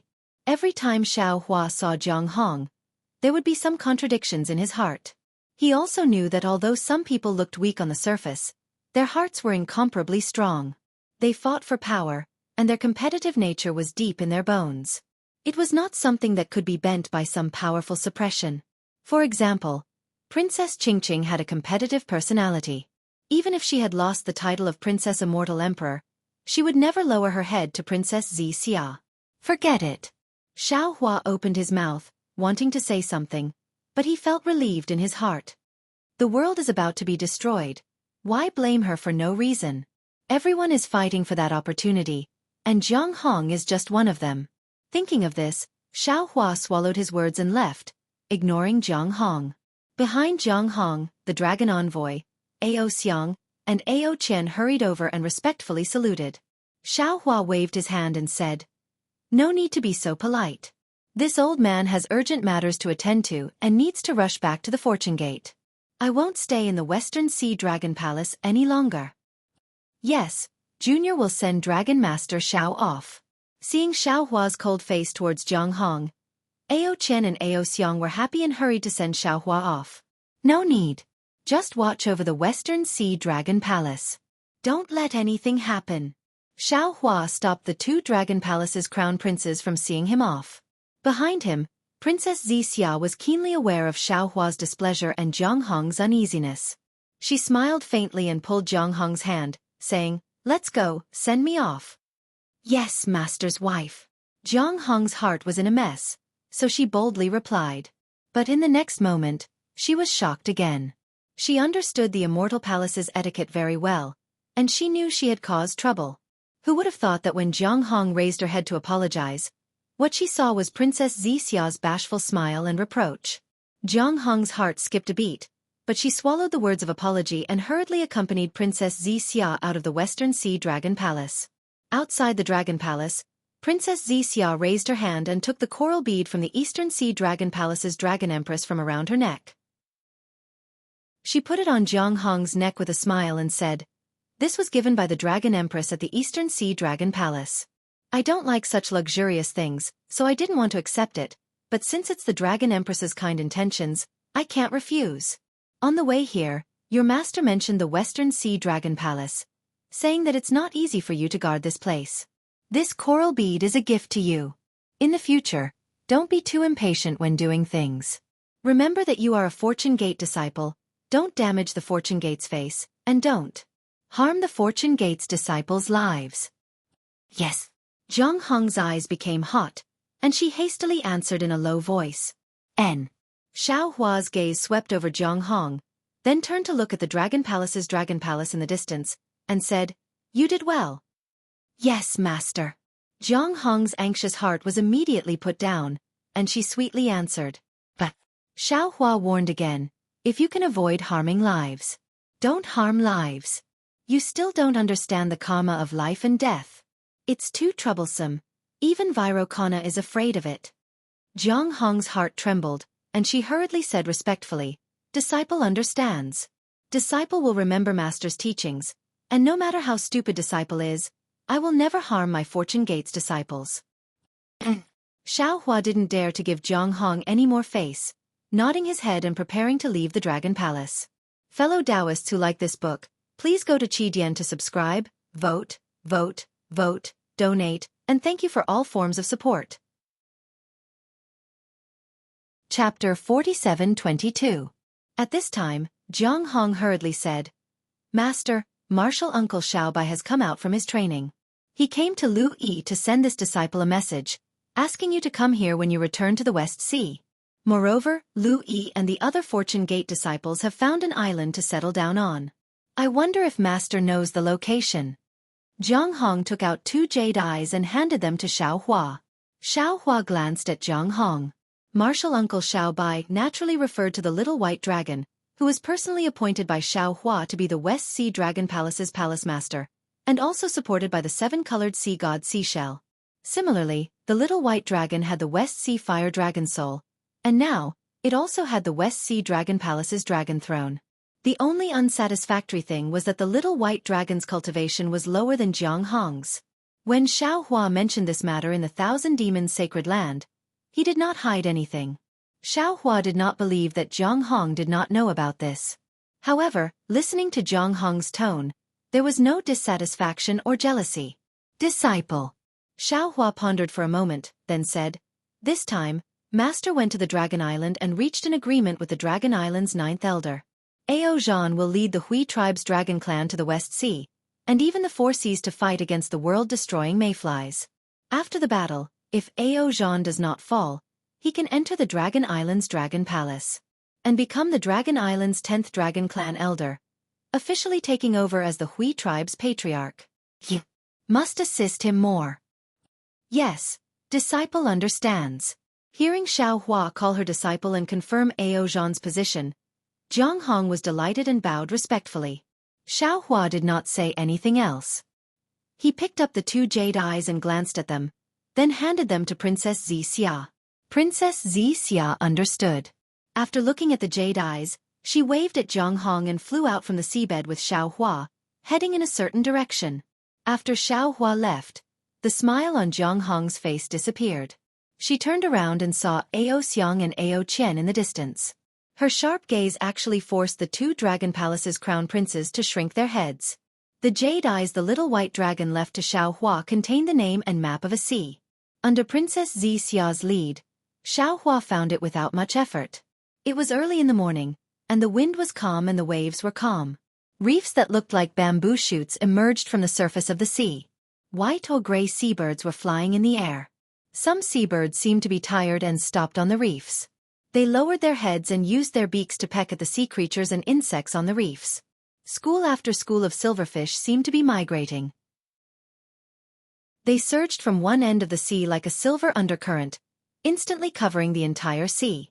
Caw-caw. Soon, the seabirds following the school of fish in the sky chirped cheerfully as they flew. They either swooped down to look for food, or stopped and landed on the reef to rest. Xiao Hua couldn't help but think of death when he saw the scene of a fish leaping and birds flying away. He shook his head with all his might and shook off those pessimistic thoughts. "Xiao Hua, it's here." Princess Xixia looked to her left and right, then took out her jade pupil eyes to make a comparison, then said to Xiao Hua in a soft voice. However, before Xiao Hua could say anything, Xiao Hua suddenly raised his head and looked in a certain direction. At this moment, a strand of primordial thought swept across the surface of the sea. After it landed on Xiao Hua's body, it immediately retracted. Roar. A dragon's roar came from afar. A huge tricolored dragon stretched its body and stepped on the clouds. Ha! Why isn't the little white dragon here? Princess Xixia was a little dazed, but Xiao Hua looked at the huge dragon with a frown. Husband? When did you come out of seclusion? Why didn't you tell me? Who knew that the huge dragon's body was still in the air, and it cried out in pleasant surprise. The dragon's body quickly transformed into a beautiful human woman, and she landed in front of Xiao Hua. Then, she unceremoniously wanted to pounce on Xiao Hua. Xiao Hua turned pale with fright. He hurriedly waved his hand to block the dragon woman and said anxiously, "I'm not the little white dragon." The dragon woman didn't listen to Xiao Hua's words at all. Instead, she glanced at Princess Xixia, and a sorrowful expression appeared on her face. She cried out, "I knew it! If you didn't have a new lover, how could you not come to find me? I've waited here for you for so long, but you actually forgot about the love between us." Damn it! Xiao Hua helplessly glanced at Princess Xixia, shrugged, and said to the dragon woman, "Miss, you've got the wrong person. I'm a human, not the little white dragon you're talking about." The dragon woman looked up and down at Xiao Hua, then sneered and said, "Xiao Hua, don't lie to me. I can clearly count how many hairs you have on your body, so how could you not be Xiao Hua?" Boom. While they were talking, a rumbling sound came from the distant horizon. A huge Kuan Pang bird flew over, and as it flapped its wings, waves rose up like a row of mountains. When the bird saw Xueqi, it was ecstatic and cried out, "Xueqi! You've finally been released by that old shell?" Xueqi was really helpless. He was too lazy to explain. He just watched as the bird landed not far away and transformed into a beautiful human woman. "Aoshio, I've already told you that Xueqi is mine. If you dare to snatch him from me again, I'll eat you." The bird woman was very unruly. As soon as she landed, she immediately targeted the dragon woman. "Hee Kuan-wan." The dragon woman named Aoshio glanced at Princess Xixia and said, "I've also just seen Xueqi. Didn't you see? Xueqi already has a new lover, so you and I have become old lovers." "Who are you? You actually dare to snatch my lover?" The woman named Kuan-wan immediately glared at Princess Xixia. How could Xueqi let Princess Xixia speak? He hurriedly waved his sleeve, blocking Kuan-wan, and shouted, "I'm Shout strangely." Before Xueqi could finish speaking, Princess Xixia interrupted and said, "Who are you waiting for?" "I'm Princess Xixia of the Immortal Palace." "Aoyo." Hearing Princess Xixia call herself the Princess of the Immortal Palace, Kuan-wan immediately cried. She pointed at Xueqi and said, "Xueqi, you heartless thing. You actually hooked up with the Princess of the Immortal Emperor. Do you still want me? Do you still want our child?" "Humph." Princess Xixia glared at Xueqi and said angrily, "Look, you've exposed yourself? You're too fickle. You actually have a family outside behind my back?" "What?" Xueqi didn't know whether to laugh or cry. "What are you talking about?" "Woo-woo." Before Xueqi could figure out what trick Princess Xixia was playing, he heard a hurricane from another direction, and the wave surged again. A sea beast as tall as a mountain rushed out from the bottom of the sea. When Xueqi scanned it with his origin sense, he was delighted. "It can't be? Could it be?" Xueqi was dumbfounded. Sure enough, when the sea beast flew out, its body emitted an obscure fluctuation, and in a moment, it transformed into a woman. The woman was a little shy, and said in a shrill voice, "Xueqi, when did you come out? Why didn't you tell me? Could it be that you really abandoned me?" Seeing that the mountainous sea beast had transformed into a woman, and the woman was on the verge of tears, Xueqi couldn't hold himself back any longer. He released his divine sense and roared at the bottom of the sea. "Little white dragon, hurry up and come out. If you don't come out, I'll make sure you don't have the ability to find a wife or concubine in the future."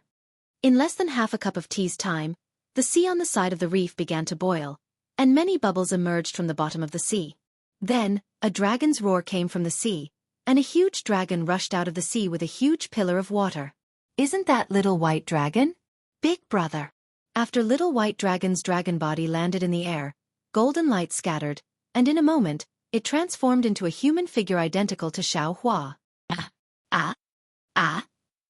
Seeing two identical Xueqis, Princess Xixia covered her mouth and looked at Xueqi and Xiaobai in disbelief.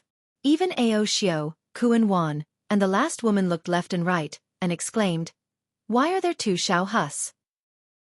However, in a short moment, a smile appeared in Princess Xixia's eyes. "Greetings, Princess Xixia." Little White Dragon ignored the three women, and saluted Princess Xixia politely. "Xiaobai, please rise." Princess Xixia did not dare to slight Xiaobai, and hurriedly returned the salute with a smile. "I've heard from Xueqi that you and he are brothers who have gone through thick and thin together. Moreover, you were suppressed in the Thousand Demons sacred grounds for several hundred years because of him. We're all family, no need to be so polite." "Thank Your Highness." Xiaobai thought for a moment, but did not dare to be rash, and addressed her as Your Highness. Then Xiaobai waved his hand and said to the three sea tribe women, "Quickly come and greet my big brother. Xueqi, Taoist Master Xiao. He is the Fortune Gate's great lord. This is the Immortal Emperor's 9th princess, and she is my big brother's lover." "Greetings, Taoist Master Xiao. Greetings, sister-in-law." The three sea tribe women hurried over and bowed. Seeing that Princess Xixia was unwilling to say more, Xueqi raised his hand and helped the three sea tribe women up. Looking at Princess Xixia's smiling face, he asked curiously, "What's wrong? Could it be that you can tell who is Xiaobai and who is this Xiao? Not to mention these women. Even the Mahavairakana revered Buddha wouldn't be able to tell if he didn't have great divine abilities. Hee, others might not be able to tell, but how could this concubine not be able to? Princess Xia chuckled. Hee, this Xiao doesn't believe it. Xiao Hua glanced at Xiao Bai, and both nodded. Their figures flickered, crossing each other several times in the air, and landed on the ground with smiles on their faces as they looked at Princess Xia. Who would have thought that Princess Xia merely glanced at them, and then said to Ao Xiao and the other two, "Wait and see, who is your husband?" Ao Xiao and the others looked at them, but did not dare to blindly recognize them, and shook their heads. Princess Xia smiled and pointed at one of them, saying, "You are Xiao Lang?" "No way." Xiao Hua was really surprised. He flew in front of Princess Xia and asked, "How did you do it?" Do you even need to ask?" Princess Xia rebuked. "Could it be that you forgot about the grass?" Even Tai Bai Jinxing and Nanwu Daji Manjushri couldn't tell who was real and who was fake, but she could. There was no other reason, it was that kind of hatred. And you and Little White Dragon together. Although you two look exactly the same, but because of love, this concubine can naturally easily tell who is the real one. Humph, so that's how it is. Little White Dragon snorted coldly, and scolded Ao Xiao and the others. "It seems like you don't care about this concubine at all." Xiao Lang, Xiao Lang, Xiao Lang. The 3C tribe women were very anxious, and hurriedly helped Little White Dragon from 3 directions, saying, "This concubine really loves you. This concubine can't wait to cut off her own flesh for you to eat." "What's the use of eating your flesh? Even this concubine can't tell who is the real one. What do I need you for?" Little White Dragon scolded and pushed the 3 beast-kin women away. Cough cough. Xiao Hua coughed, and glared at Little White Dragon. He thought of Jade Wave and that conch woman again. Really a disgrace. Little White Dragon scolded, and said to the 3C tribe women, "Why aren't you leaving? Wait for me to finish talking with Big Brother. Then I'll go find you." "Yes, Xiao Lang." The 3C tribe women happily agreed. After saluting Xiao Hua and Princess Xia, they hurriedly flew away, fearing that any one of them would anger Little White Dragon. After the 3C clan women left, Xiao Hua wanted to say a few words, but when he thought about how Xiao Bai was from the Dragon clan and was completely different from the human clan, he swallowed his words and asked, "Xiao Bai, you called me over, is there a reason?" "Big Brother." Little White Dragon couldn't hide the joy on his face, and said with a smile, "The restriction in Little Brother's mind has been broken by the old ancestor. Little Brother's memory has been restored." "Haha, congratulations." Xiao Hua was also overjoyed, and said, "I knew that the 7-colored sea god shell would definitely have a way to break the restriction set by Bei Ming." Yes, the old ancestor said that this restriction is a secret technique of the Shell clan's royal family. Other than her and Bei Ming, I'm afraid that no other demon or human race in the 3 continents can break it. Little White Dragon nodded. "Your origin, Bei Ming's origin, you also know about it?" Xiao Hua thought for a moment and asked, "The 7-colored sea god shell must have asked you." "Yes." Little White Dragon nodded again and said, "However, although Little Brother's restriction was broken at that time, my memory had not completely recovered, so I didn't tell her about it. And if you can, you should still tell her." Xiao Hua smiled, "Otherwise she will think too much." "Yes, Little Brother knows." Little White Dragon smiled and took out a jade eye, and handed it to Xiao Hua. "This is what Little Brother remembered about the 10,000 demon realm. Big Brother, take it." "What do I need this for?" Xiao Hua waved his hand and said. Little White Dragon thought for a moment and replied, "Big Brother is right. There is no space passage from here to the 10,000 demon realm. This jade eye is useless. Even if Little Brother knows the space vein that Senior Bei Ming used to go to the Dawn Rain continent, it is useless." "What?" Xiao Hua was shocked and said anxiously, "From the 10,000 demon realm, there is a space vein in the Dawn Rain continent?" "Yes. There is a one-way unstable space vein." Little White Dragon nodded. Bei Ming went to the Dawn Rain continent from that space vein. And Xiao Hua hurriedly took the jade eye and looked at it on his forehead for a moment, and nodded slightly. "If we can reach this place, we can indeed return to the Dawn Rain continent. Unfortunately." Speaking of this, Xiao Hua was suddenly shocked and quickly asked, "Little White Dragon, do you know about the Gold and Wood Mountain in the 10,000 demon realm?" "I know." Little White Dragon said, "That is one of the more dangerous places in the 10,000 demon realm?" Why, Big Brother also knows about it. Damn it. Xiaohua pinched his chin and looked at Princess Xixia with confusion in his eyes, and whispered, could it be? This Xiao has wronged the Grand Mist Ancestor? Is there really a secret space passage from the 3 continents to the 10,000 Demon Realm? What? We can return to the 10,000 Demon Realm from the 3 continents? Little White Dragon heard this and said anxiously, Big Brother, you have to take me to the 10,000 Demon Realm. You. Why do you want to return to the 10,000 Demon Realm? Xiaohua looked at Little White Dragon and asked curiously. This. Little White Dragon pondered for a moment and said, Little Brother still has some unfinished business in the 10,000 Demon Realm. Without waiting for Little White Dragon to finish, Xiaohua hurriedly waved his hand and said, don't think too much. This space passage is most likely a trap. It won't be too late to tell you after this Xiaohua sees it. Okay. Little White Dragon nodded. Little Brother actually doesn't have any expectations. I heard that the world-exterminating mayfly is very powerful now. If there is a space passage, the Ancestor and the others would have left through it. How could they still be here? But, Big Brother, if there is really a space passage, you must tell me. Hearing the Little White Dragon's words, Xiaohua's body trembled again. He really hadn't thought about this. If there was a spatial passage that led to another world, would the sovereigns of the various sects be like him and choose to fight the strange insects here? Or would he find a way out for himself and escape quietly? In fact, there was no need to guess what others would do. Xiaohua himself had the idea of putting the Fortune Gate's disciples into his space for protection. How could the other venerables not have such thoughts? Enough. Xiaohua collected his thoughts and said, you'd better hurry up and cultivate. If you can't improve your strength, how can you be the West Sea's lord? When the time comes, your strength won't even be comparable to one of Big Brother's disciples. Haha, don't worry, Big Brother. Little White Dragon laughed. The next time we meet, Little Brother will definitely give you a surprise. Then, Little White Dragon took his leave and dove into the sea. Xiaohua left with Princess Xixia as fast as lightning. After Xiaohua left, Little White Dragon sneakily flew out from the sea and looked in 3 different directions. Humming a little tune, Little White Dragon flew towards one of the 3 directions. Xiaohua chuckled as he flew with Princess Xixia to a place in the West Sea. While flying, he frowned and pondered. After the time it took to eat a meal, Princess Xixia reminded Xiaohua, Darling Xiao, you flew in the wrong direction again. Oh. Xiaohua came back to his senses and smiled. I was a little distracted. I know. Princess Xixia pursed her lips and smiled. In the words of Confucian cultivators, you are worried about the country and the people, and you are also worried about your family. Hee hee. Confucian cultivators' words are always brilliant. Xiaohua nodded. Many small things can be said in a dignified manner. Darling Xiao, you misunderstood Confucian cultivators.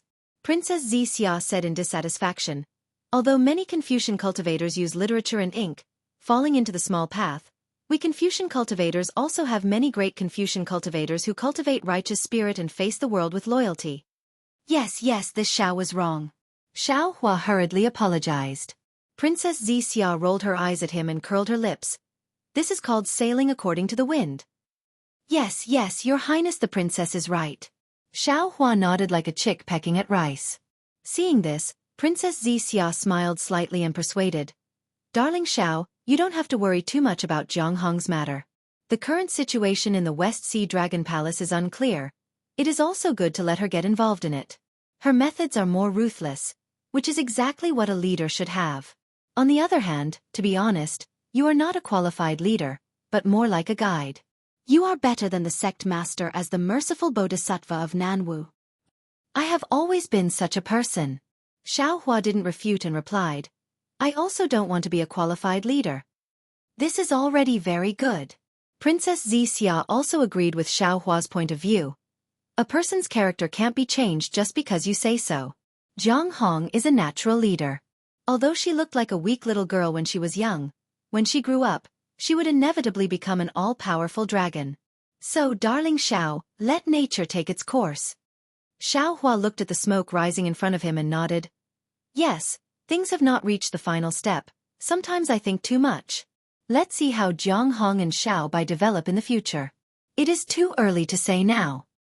What about the 10,000 demon world? Princess Xixia asked, I think. This is the thing you are most worried about, right? Although Little White Dragon has recovered his memory, and even gave us the space passage from the 10,000 demon world to the Dawn Rain continent, Xiao Hua's face still didn't relax and replied, but in fact, if you think about it carefully, this space passage is useless. It has no use at all. Princess Xixia understood Xiao Hua's thoughts and said, yes, not to mention whether the space passage Grand Mist Ancestor said exists or not, even if it does exist, Darling Xiao can go to the 10,000 demon world. But the space passage from the 10,000 demon world to the Dawn Rain continent is only a one-way passage. Once you reach the Dawn Rain continent, you can't return to the 10,000 demon world, so how can you return to the three continents? The Dawn Rain continent's spiritual herbs and other things can't be sent back to the three continents. So, Xiao Hua smiled bitterly. The world-destroying mayfly's deadlock is still unsolved. However, at this time, I have a glimmer of hope. Princess Xixia said solemnly, I really hope that Grand Mist Ancestor's words are true. At least with this space passage, Darling Xiao and His Majesty, or the other sovereigns, may be able to save the world. Yes. If this space passage really exists, even if it is like ants moving house, I will bring as many creatures as possible to the 10,000 demon world. But when he said this, Xiao Hua's expression suddenly stiffened, as if he thought of something. Princess Xixia also woke up. The two of them looked at each other and said in unison, the world-destroying mayfly won't go to the 10,000 demon world through this space passage, right? Then, Xiao Hua said helplessly, if the world-destroying mayfly attacks the 10,000 demon world and the three continents at the same time, then even if there is a space passage, it will be useless.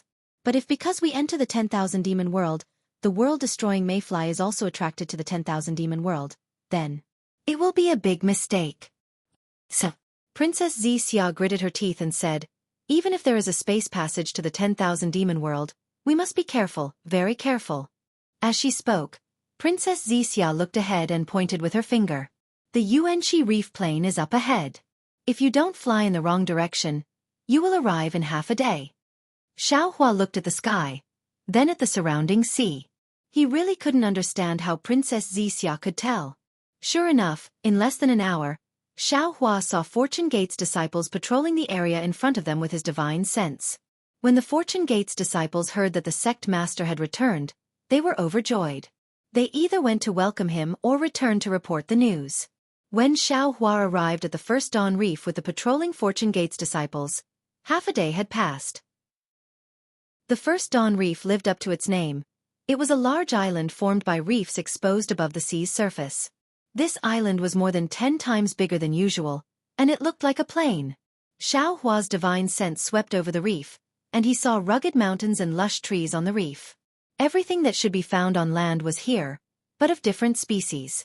Moreover, as the sea breeze whistled, the heaven and earth origin energy within tens of thousands of li rushed towards the reef. It was actually a paradise.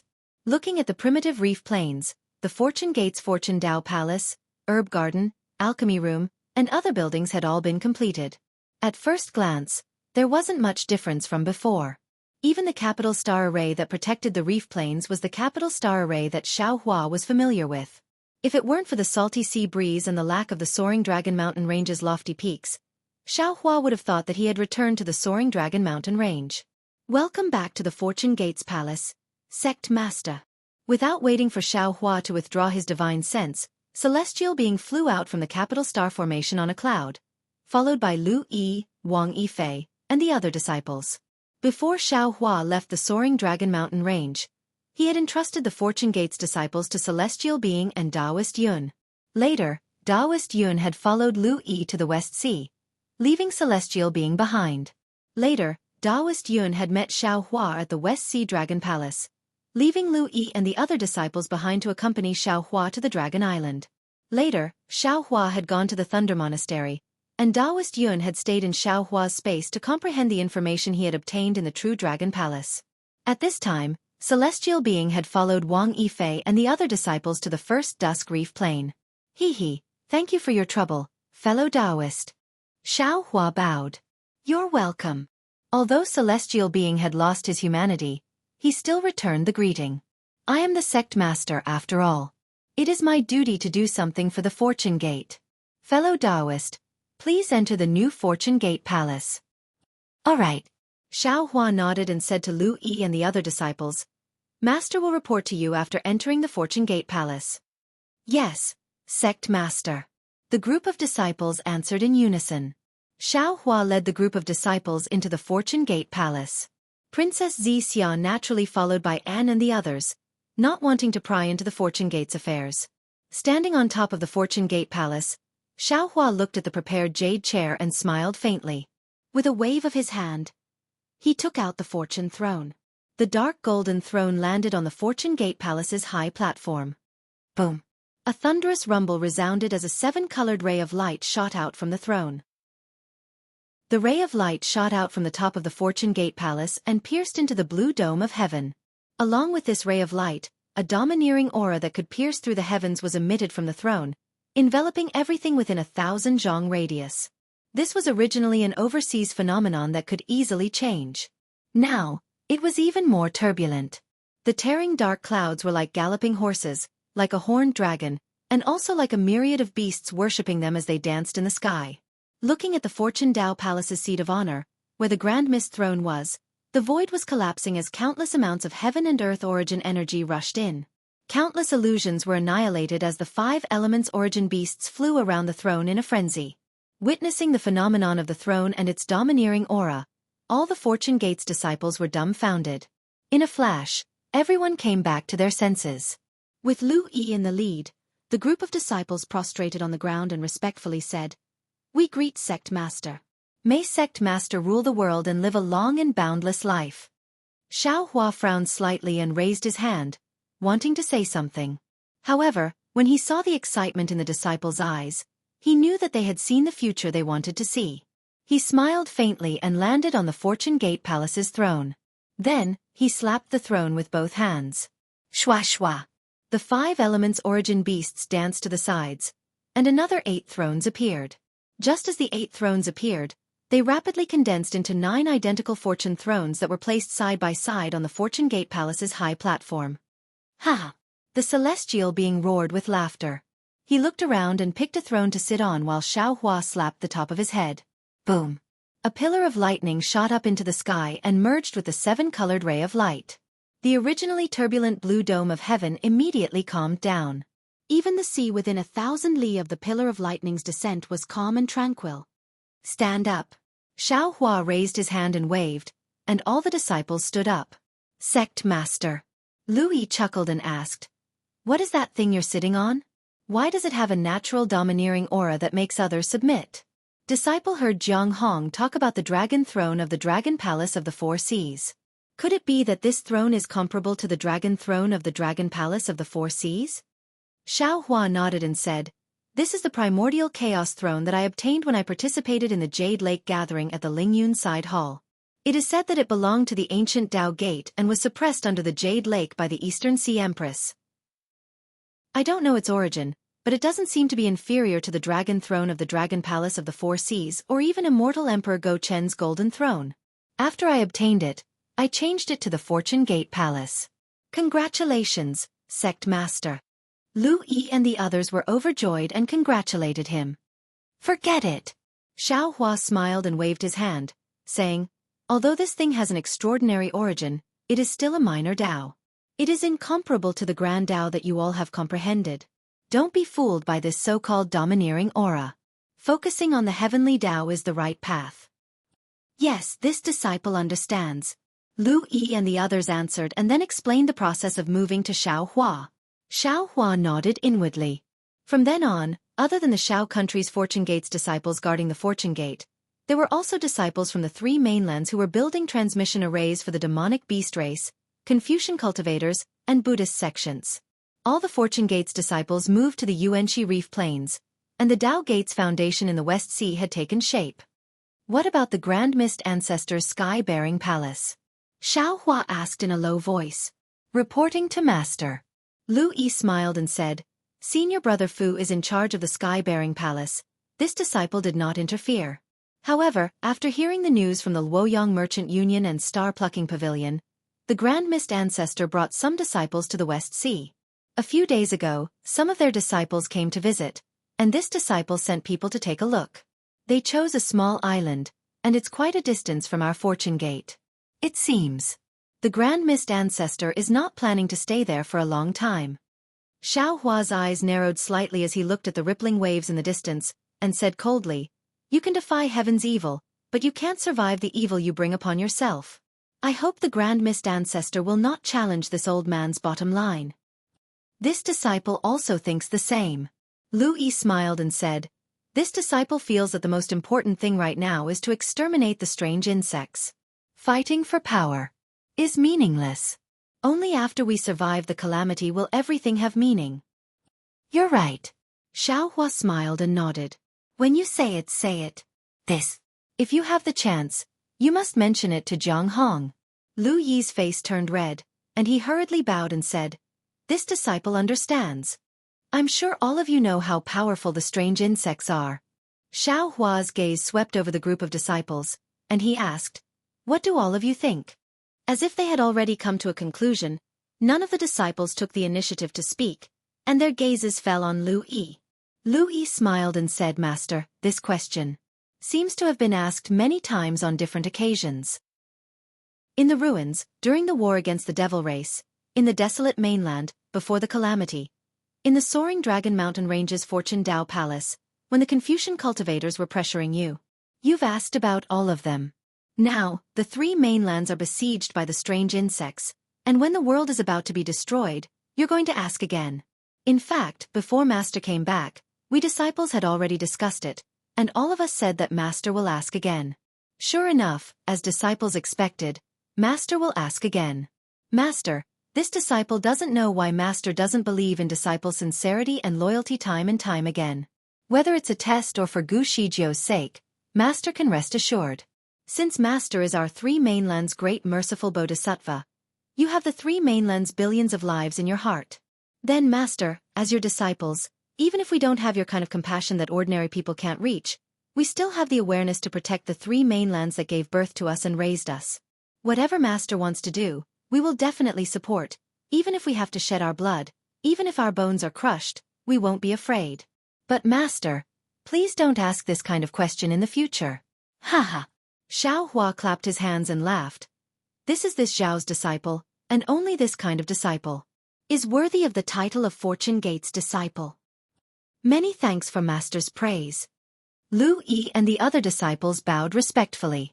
Lu Yi, Wang Bianfei, Yu Zhongquan, Chang Yuan, Zhai Xingzi, Gongshu Isin. Xiao Hua casually picked a few disciples and said with a smile, "The reason Master mentioned it again is not because I don't believe in you, nor is it to test you, but because you don't know what kind of strange insects you're facing.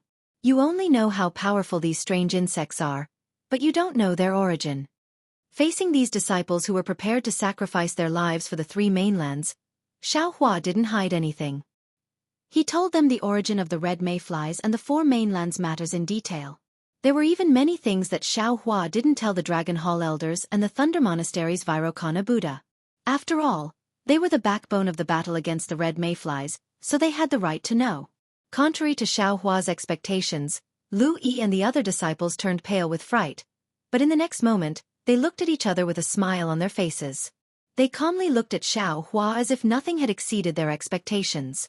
After Xiao Hua finished, Lu Yi said, "Master, although disciple didn't know the origin of these strange insects, and didn't know they were the red mayflies from the upper realm, disciple hurried to rush to your rescue. However, when this disciple saw Master in such a hurry, leaving your disciple behind in the soaring Dragon Mountain range, and making us come to the West Sea from the hidden immortal continent, we already understood that this strange insect disaster is definitely comparable to the danger we encountered in the great desolate continent that day. Therefore, what you said was not beyond our expectations." Xiao Hua looked at these disciples, and his heart was filled with emotion. Unknowingly, these disciples were no longer the same as when he first met them. They had long since become figures who could take charge of the three mainlands. Their backbones had already become the pillars that supported the three mainlands. He had truly underestimated them. But Xiao Hua still said, "This time is different from before. When we were in the ruins, we could leave and Master could guarantee your safety. On the primitive continent, you wouldn't be in too much danger. Even if you were to be killed, Master would still protect you. But this time, I'm afraid we can only stake everything and fight against the red mayflies." Master won't be able to protect you anymore. Since there's no way out, then there's no need to hesitate. Lu Yi smiled. Of course you can. But the other Fortune Gate disciples. Xiao Hua raised his hand and pointed at Lu Yi and the others. Just as he was about to speak, he swallowed the rest of his words. Even though Shenhua continent was in his space, on the surface, Shenhua continent was in the Kunlun immortal domain, and the Kunlun immortal domain was the Kunlun mirror space. Therefore, the Fortune Gate disciples on Shenhua continent, or perhaps Lu Yi and the other Fortune Gate disciples themselves, all of them thought that they were part of the three mainlands. They didn't know that they came from an independent world surface. If Xiao Hua were to reveal the differences between the other Fortune Gate disciples, the secret of his space would definitely be exposed. Therefore, Xiao Hua hesitated. However, a few breaths later, Xiao Hua spoke again. But the other Fortune Gate disciples are different. You may come from the hidden immortal mainland, the pure land of ultimate bliss, the 1,000 demonic sacred grounds, or the 3 rivers and 4 seas, or the 3 mainlands. But those Fortune Gate disciples grew up in the Kunlun immortal domain. They don't have any concept of the 3 mainlands. The 3 rivers and 4 seas didn't have any grace to raise them. If we force them to sacrifice their lives for an unfamiliar world surface, it would be unfair to them. Master, please rest assured. Lu Yi was not surprised by Xiao Hua's misgivings. He smiled and said, because this disciple has already encountered these matters before, this disciple has also considered these matters. When we moved from the soaring Dragon Mountain range to the Yuanxi Reef Plain, this disciple had already spoken to those senior and junior brothers. If anyone has other thoughts, they can speak to this disciple in private, and this disciple will convey their opinions to Master. But this disciple is also very gratified that not a single disciple has approached this disciple in private. This disciple has also asked a few Fortune Gate disciples in the Kunlun immortal domain. Their meaning is also very clear. Although they don't have any feelings for the 3 mainlands, they have feelings for the Fortune Gate. The Fortune Gate is their home. They are members of the Fortune Gate. Since the Fortune Gate has declared war on the 3 mainlands against the strange insects, they have an obligation to fight side by side with the other Fortune Gate disciples. They are willing to sacrifice everything for the Fortune Gate. Fellow Taoists who like this book, please go to Qidian to subscribe to support. Lu Yi did not dare to be negligent and hurriedly replied, "Disciple will comprehend it now and announce it to the public." "All right." Xiao Hua nodded and instructed, "Send out an invitation on behalf of Master. Invite the Grand Mist Ancestor to make a trip to the Yuanxi Reef Plains." "Yes." Lu Yi accepted the order and led the other disciples out of the Fortune Dao Palace, each of them busy with their own tasks. The Celestial asked curiously, "Why is fellow Taoist looking for that bastard Hongmeng?" "Hee." Xiao Hua chuckled. "I will be the touchstone to see if the Grand Mist Ancestor is a piece of gold." Immediately, Xiao Hua explained the reason for this matter to the Celestial in his heart. "Damn it." The Celestial did not wait for Xiao Hua to finish and immediately shouted, "This bastard must have a bad idea and is preparing to ambush fellow Taoists somewhere. Don't be fooled." "I also thought so before," Xiao Hua explained with a smile. "But, for the 3 continents, I have to try.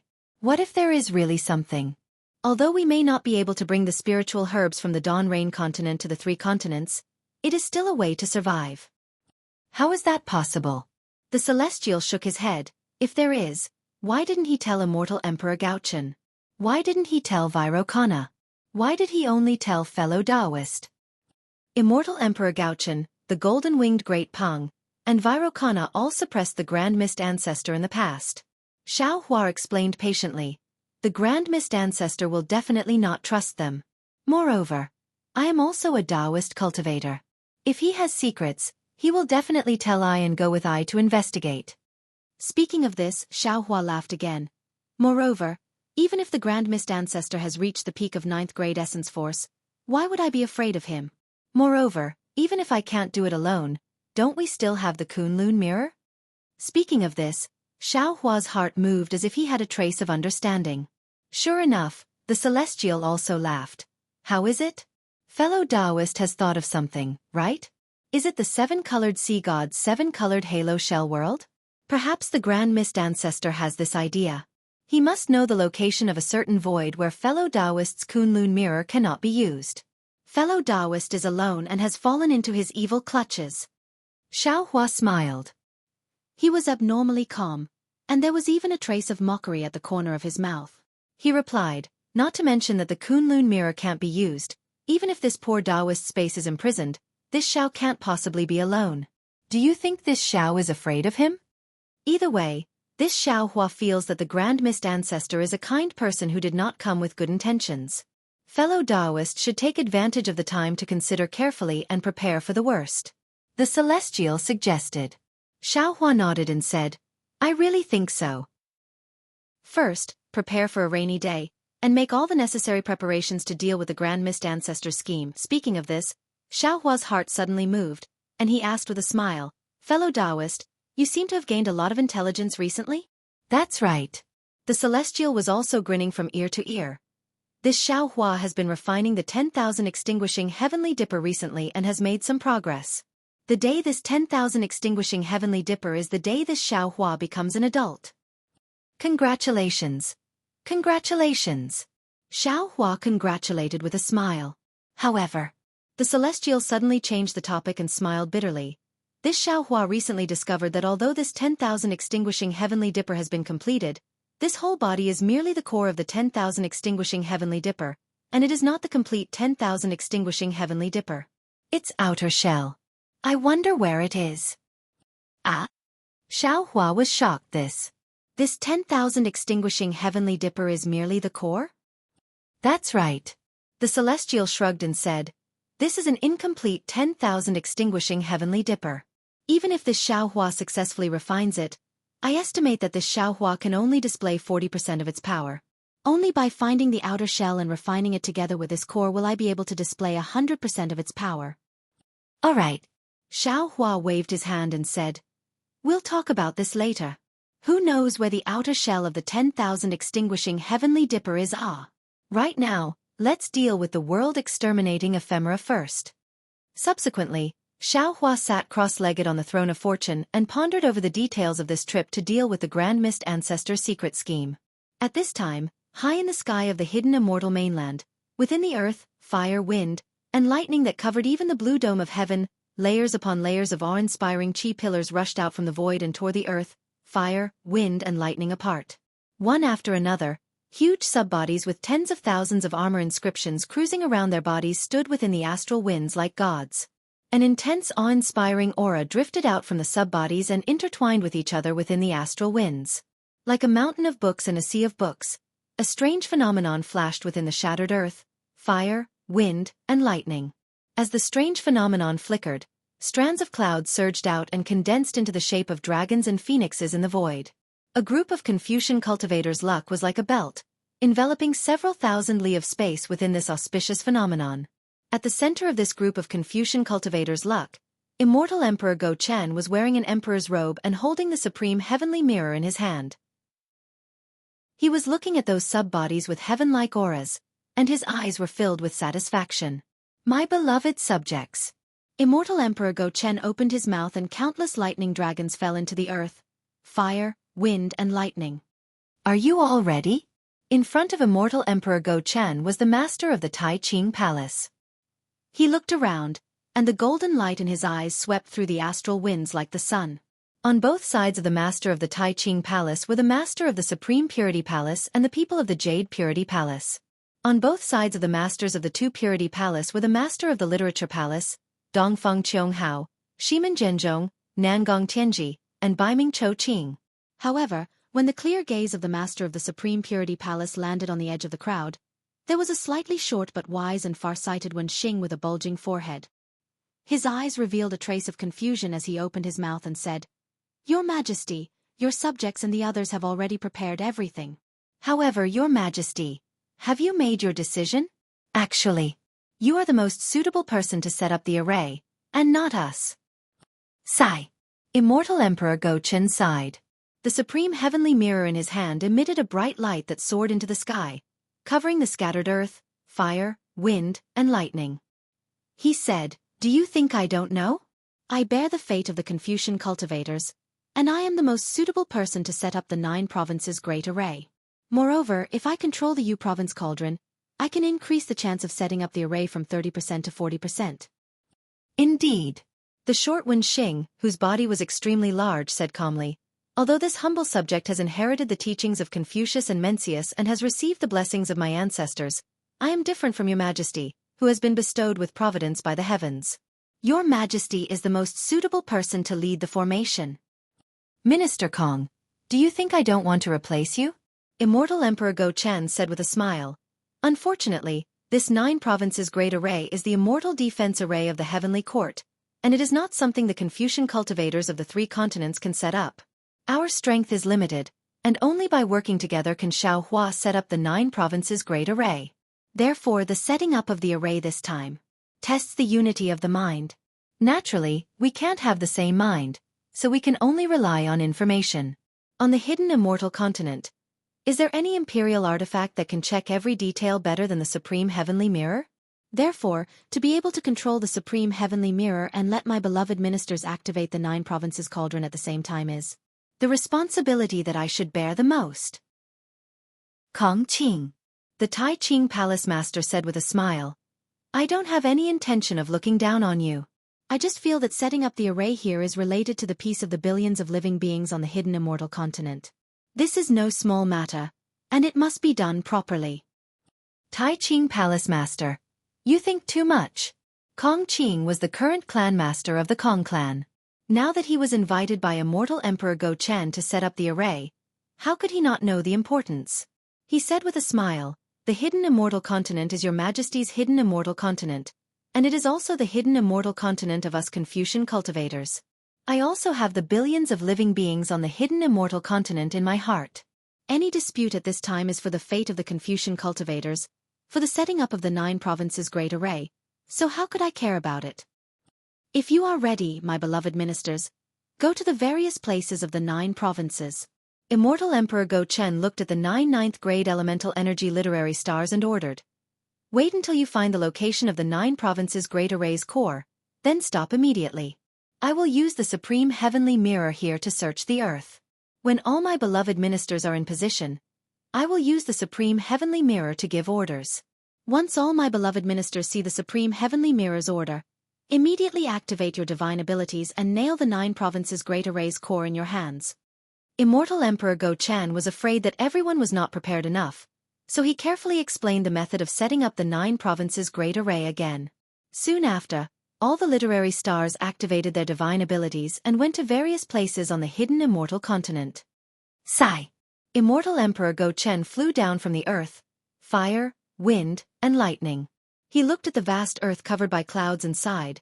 The heavens are protecting the hidden immortal. Xiaohua did not know whether the heavens were protecting the hidden immortal or not, but he knew that the heavens would not protect the Grand Mist Ancestor anymore. Xiaohua asked Lu Yi to send a message to the Sky-Bearing Palace. Sure enough, in less than 10 days, the Grand Mist Ancestor replied and invited Xiaohua to the Thousand Demons Sacred Realm alone. Hee. Xiaohua looked at the alone person in his jade eyes and sneered. He muttered to himself, isn't this trying to hide something only makes it more conspicuous? Since we are going to explore the space passage to the 10,000 Demons realm, the more people the better. How can only 2 Dao Gate Grand Ascension stage experts go? It seems like this trip is dangerous. While thinking, Xiaohua stood up and ordered a few disciples to lead the way to the West Sea Dragon Palace. Xiaohua once again arrived at the Thousand Demons Sacred Realm through the passage between the West Sea Dragon Palace and the North Sea Dragon Palace. The Grand Mist Ancestor seemed to know that Xiaohua would get lost easily, so the place he pointed out was not very far from the North Sea. Xiaohua released his divine sense and found it easily. Xiaohua saw that this was a towering mountain peak, and there were no demons nearby. Moreover, the terrain didn't seem to be dangerous, nor was it a barren place. Xiaohua's figure landed on the mountain peak, sat down cross-legged, and began to meditate with his eyes focused on his nose. After another 10 days, a divine sense swept over from the depths of the Thousand Demons Sacred Realm. When it saw Xiaohua waiting alone, it retracted its divine sense. A moment later, the Grand Mist Ancestor's voice sounded. Taoist Xiao, you are a man of your words. I'm sorry for being late. When Xiaohua heard the Grand Mist Ancestor refer to himself as I, he couldn't help but look down on him. He opened his eyes and saw a black and white streak of light in the distance. He said indifferently, I'm just a country bumpkin. I have all the time in the world. How would I dare to make you wait? I've been waiting here for a long time. Hee. The Grand Mist Ancestor naturally heard the sarcasm in Xiao Hua's words. He descended and cupped his hands. Taoist Xiao is the leader of the Tao Gate and a hero in my heart. How could you be a country bumpkin? If Taoist Xiao is a country bumpkin, then I can only be a porter. Hee. Xiao Hua waved his hand and went straight to the point. There's no need to talk about those things. Taoist Grand Mist Ancestor, is what you said in your jade eyes true? Seeing that Xiao Hua did not trust him, the Grand Mist Ancestor smiled bitterly. Taoist Xiao, of course what I said is true. I know that I have some shortcomings. I place too much importance on material gains. However, everything I do is the same as what Taoist Xiao is doing. We both want to revive the Tao Gate and let the disciples of the Tao Gate cultivate with their backs straight. Taoist Xiao might not like what I do, but what about Taoist Zhao's actions? Not only do I not like it, but the other Taoist Zhao's actions also don't like it. However, this does not affect Taoist Zhao's position in the Tao Gate. It also does not affect me from becoming the sect master of the sky-bearing palace.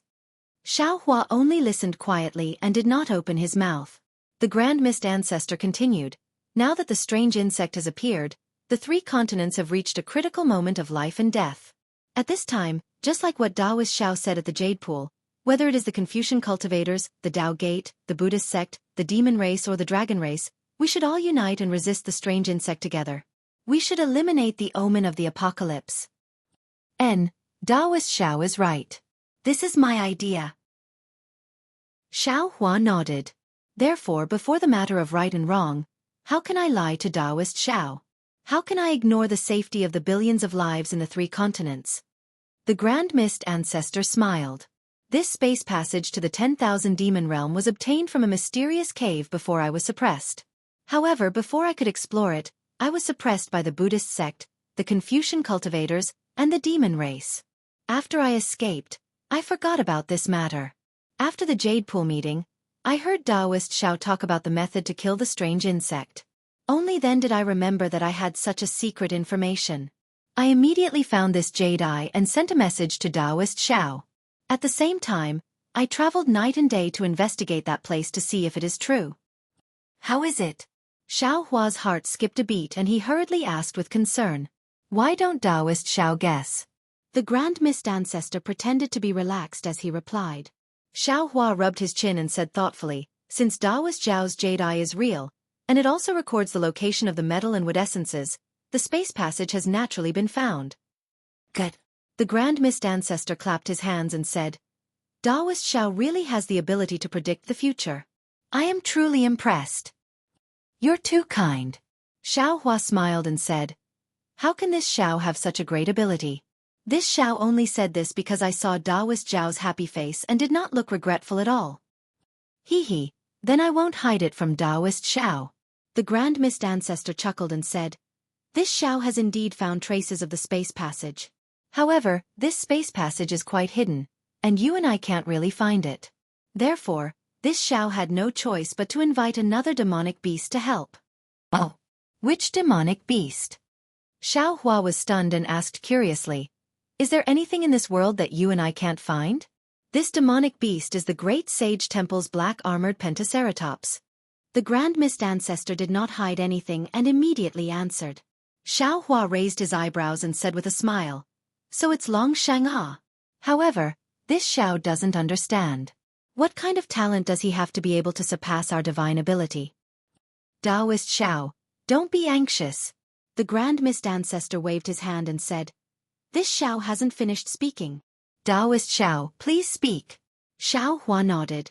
Long Shang agreed readily, but when he heard that this Xiao and I were part of the human race, he went back on his word.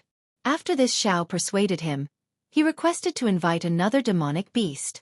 Only then did he agree to join forces with Xiao and me. Chapter 47-24. Who? Xiao Hua seemed to have thought of something and asked. Of course, it's the nether demonic dragon spider from the Great Sage Hall. Grand Mist Ancestor replied with a smile. 2 great sages from the demon race and 2 Taoist Grand Ascension stage cultivators from the human race. Only then can they trust each other. Haha, I understand now. Xueqi smiled at Grand Mist Ancestor and said, Fellow Taoist Grand Mist, why are you still lying to me? Grand Mist Ancestor's smile disappeared and he asked awkwardly, Taoist Master Xiao, what do you mean? Fellow Taoist Grand Mist. Xueqi pointed with his finger and sighed. You must have looked for the spatial passage according to the Jade Eye after reading it. But you found that the spatial passage wasn't something you could find on your own, so you wanted to find someone to help you. Of course, I'm definitely not your first choice. Although I don't know why you chose the profound armored pentacorn dragon, but since you found it, he wouldn't agree to go with you so easily. He was also afraid that the spatial passage was fake, so he wanted to find someone to help him. Now that the demon race has 2 great sages, fellow Taoist, you're not happy about it. After some thought, you thought of me, and sent me a message. In other words, I'm the most likely person to know about the spatial passage, right? Sigh. The Grand Mist Ancestor's face turned even more awkward as his thoughts were exposed. He smiled awkwardly and said, It's not that I want to hide it from you. I just want to find it first so that I can bargain with the Immortal Palace, Thunder Temple, and Dragon Island for better conditions for my Tao Gate. However, I found that the spatial passage requires Dragon Sage's divine ability to get close, so I had to discuss it with Dragon Sage. After that, Dragon Sage said that his divine ability wasn't good enough and he needed Spider Sage's help. Of course, I wouldn't agree to go with the 2 great sages. So, I immediately thought of fellow Taoist. If you and I can find the spatial passage to the demon realm, won't our Tao sect have more bargaining chips? Won't we be able to save the billions of lives in the 3 continents? But Xueqi asked again, why are we the only 4 people who know about such a good thing? If we inform the Immortal Palace, Thunder Temple, or Dragon Island, won't more humans, demons, and dragons come? Won't our chances of finding the spatial passage be greater? The Grand Mist Ancestor was already prepared for this. He replied, There is a reason why I invited you here alone instead of informing the Immortal Palace. Oh. Fellow Taoist, please speak. Xueqi's tone was filled with surprise, but his heart was also sneering as he asked. First of all, I'm not sure about this space channel, and I haven't found it yet, so I can't inform the Confucian cultivators and the Buddhist sect. The Grand Mist Ancestor didn't try to hide the truth from Huang Xiaolong. Secondly, this emperor has selfish motives. After all, the world-destroying strange worm is too powerful. Who knows when our 3 mainlands will be destroyed? I want to leave a way out for my sky-bearing palace and fellow Taoist Zhao's fortune gate. If the Immortal Palace and the Thunder Temple find out about this, how can you and I have a share in this? Fellow Taoist is right. Xueqi nodded in agreement. Thirdly, the Grand Mist Ancestor continued, there's Devil Qi in the space tunnel. If the Immortal Palace and Thunder Temple knew about this, what would they think? They might think that this is our ambush and attack our Tao sect instead. Devil Qi? Xueqi was taken aback and exclaimed, This Xiao understands now. You went to find the profound armored pentahorn dragon because of the Devil Qi, right? Not only that, the Grand Mist Ancestor said in a low voice, the space tunnel is located in a demon territory under the profound armored pentahorn dragon. Therefore, this emperor had no choice but to join hands with him. This Xiao understands now. Xueqi nodded. When the Dragon Sage saw the Devil Qi, he knew that he couldn't pass through it with his own strength, so he wanted to pull the Spider Sage along, right? The Grand Mist Ancestor clapped. Fellow Taoist Zhao's foresight is amazing. Since there's Devil Qi. Xueqi stroked his chin and thought to himself, this means that it might really be a space tunnel. Even if this space tunnel doesn't lead to the 10,000 demon world but the devil world, this Xiao should go and take a look. After all, there's a devil-resisting valley between the Dawn Rain mainland and the devil world. Xueqi looked at the Grand Mist Ancestor and thought to himself, if there's really a space tunnel, then this Xiao has wronged the Grand Mist Ancestor. However, even if this is a trap, the Grand Mist Ancestor wants to use the Devil Qi to sneak attack this Xiao. Not to mention the Devil Qi, even if the profound armored pentahorn dragon, the Nether Devil Dragon Spider, and the Grand Mist Ancestor join hands, do you think this Xiao is afraid of you? Of course, this Xiao still has to guard against other tricks. Since Xueqi had made up his mind, he smiled and said, I dare not say that I have foresight. Fellow Taoist Grand Mist being able to find the space tunnel to the 10,000 demon world is the main merit. What merit? This emperor doesn't dare to ask for. The Grand Mist ancestor waved his hand and said, this emperor is satisfied as long as this emperor can protect the sky-bearing palace. At this point, the Grand Mist ancestor lowered his voice and said, also, Taoist Xiao, this emperor and Taoist Xiao arranged a different time than the profound armored pentahorn dragon. This time, we are going to the 1,000 demons' sacred grounds to search for the space tunnel. Not only is the space tunnel dangerous, we don't know whether it leads to the 10,000 demon world or the devil world. Moreover, the most dangerous thing is the two great sages from the Great Sage Hall. Those who are not of our race will definitely have different intentions. They are of the demon race, and in their eyes, humans are food and ants. Moreover, you and I are in charge of the Tao Gate. If they want to destroy the Tao Gate, they can just kill the two of us. Therefore, we have to be on guard. Is this the reason why fellow Taoist asked this Xiao to come alone? Xiao Hua asked with a smile. The Grand Mist ancestor smiled faintly and did not answer. Instead, he asked a question. Taoist Xiao is the Dragon Race's Dragon Master, the Immortal Palace's Lightning Master, and also the Thunder Sound Temple's Namo Merciful Great Guanyin Bodhisattva. Of course, you are not afraid of Immortal Emperor Gaochen or Vairocana Buddha, but this emperor has to be on guard. Fellow Taoist Grand Mist. Only now did I realize that you are also on guard against this Xiao. Xiao Hua asked meaningfully. This Xiao does not have any title in the Great Temple, but you actually found two great sages from the Great Temple as helpers. When the Grand Mist ancestor heard this, he hurriedly waved his hand and said, Taoist Xiao is thinking too much. This emperor definitely did not have such thoughts. This is definitely a coincidence. Forget it. Xiao Hua said disapprovingly. This Xiao is just joking. You and I are both of the human race. Could it be that this Xiao would believe that there is a dragon race and a demon race? Of course. The Grand Mist ancestor laughed and said, otherwise, why would this emperor invite Taoist Xiao over for help? After saying this, the Grand Mist ancestor looked left and right again and transmitted his voice. Let's discuss how to deal with the danger of the two great sages, shall we? Okay. Xiao Hua nodded and sat down cross-legged. The Grand Mist ancestor also sat down on the ground and then took out a jade eye and handed it to Xiao Hua. The jade eye I gave Taoist Xiao earlier was not complete. This is the complete one. Taoist Xiao, please take a look. Xiao Hua took the jade eye and looked at it for a moment. After a while, he returned it to the Grand Mist ancestor and said with a smile, this is no different from the previous one. It just has more information about the 10,000 demon realm. It is of no help in finding and passing through the space channel. The Grand Mist ancestor's face was full of black lines. He took the jade eye and said with a bitter smile, Taoist Xiao is thinking too much. A space channel is a space channel. As long as you know the location, it is enough. How can the jade eye record the method to pass through the space channel? Then can this Xiao also understand it this way? Xiao Hua narrowed his eyes and asked, this space channel is very likely to have nothing to do with the 10,000 demon realm. It is just that the channel and the 10,000 demon realm's magnetism are recorded in the same jade eye? Taoist Xiao is right. The Grand Mist ancestor nodded. This emperor also had this guess before. However, this emperor and Taoist Xiao have different thoughts. This emperor does not need any magnetism, nor do I need to go to the 10,000 demon realm. This emperor only needs a space channel to go out of the three mainlands. In the future if... Taoist Xiao, this emperor says this emperor, don't laugh at this emperor. If this space channel is real, this emperor will first take the sky-bearing palace's disciples and escape from the three mainlands.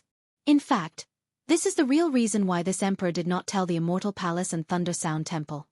There wasn't much disdain on Xiao Hua's face. After all, he also had the same plan. However, the Grand Mist ancestor's sincere words made Xiao Hua's vigilance decrease slightly. He nodded and said, I won't hide it from fellow Taoist Grand Mist. To tell you the truth, this Taoist is not at ease with you. What metal, wood, and magnetism, at this time, this Xiao doesn't put them in my eyes. If it were not for the life and death of my Fortune Gate's disciples, this Xiao would not have come here. Good. The Grand Mist ancestor smiled and said, As long as we have the same goal, it is excellent. This emperor does not ask for any good changes in your eyes. This emperor only asks that we find a good way out for our disciples. The problem is. Xueqi changed the topic. The profound armored pentaceratops and nether demonic dragon spiders. Do they know? Their descendants are innumerable. Seeing that he had gained Xueqi's trust, a smile appeared on the Grand Mist ancestor's face. He said, "This is something that can't be helped. After all, we need their help. Fortunately, they are from the demonic beast race. Although they have countless descendants, they have never been interested in them. The number of people they want to take away is less than the number of disciples of my sky-bearing palace." The Grand Mist ancestor said enviously, "This emperor does not have Taoist Zhao's Kunlun mirror, so this emperor cannot bring them into the Kunlun immortal realm. This emperor can only bring them one by one. Hee. If Taoist Grand Mist trusts this Zhao, you can bring the sky-bearing palace's disciples into this Zhao's Kunlun mirror. When this Zhao finds a safe place, this Zhao will release all of you." Xueqi replied with a smile. How could the Grand Mist ancestor put his life and the sky-bearing palace's disciples in Xueqi's hands? He looked at Xueqi and smiled faintly. "Taoist Zhao, let's discuss some practical matters. These two demonic beast race great sages are definitely not good people." "All right." Xueqi nodded and began to discuss with the Grand Mist ancestor. However, half a day later, Xueqi lost interest.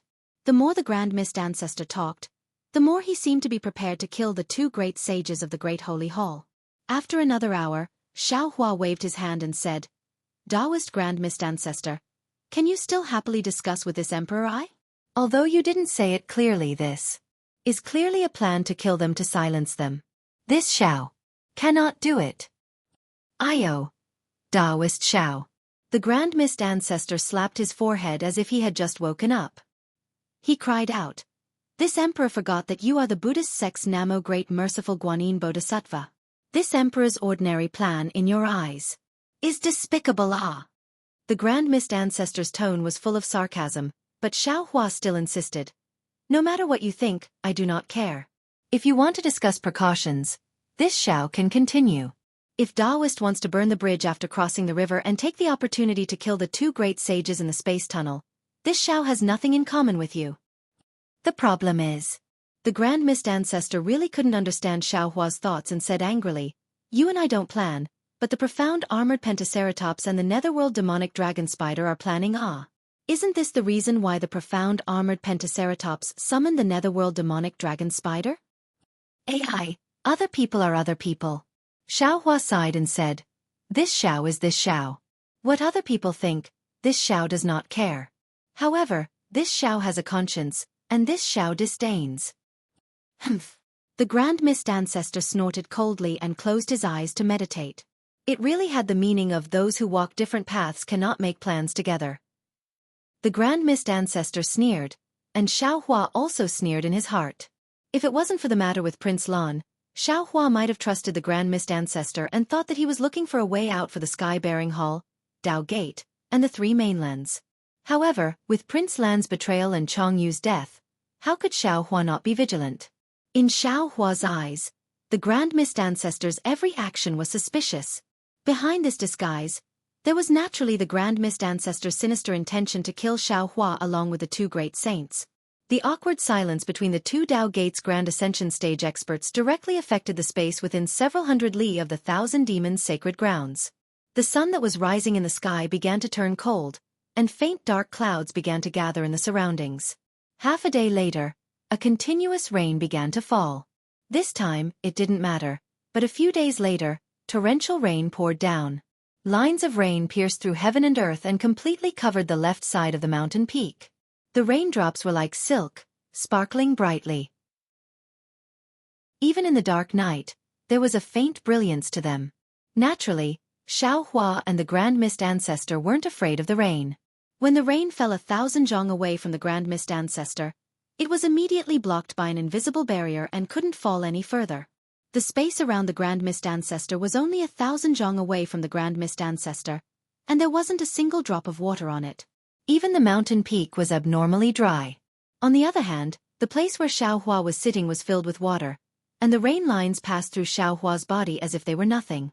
Even though the Grand Mist Ancestor didn't open his eyes, he could clearly see the phenomenon of Xiaohua merging into the space around him.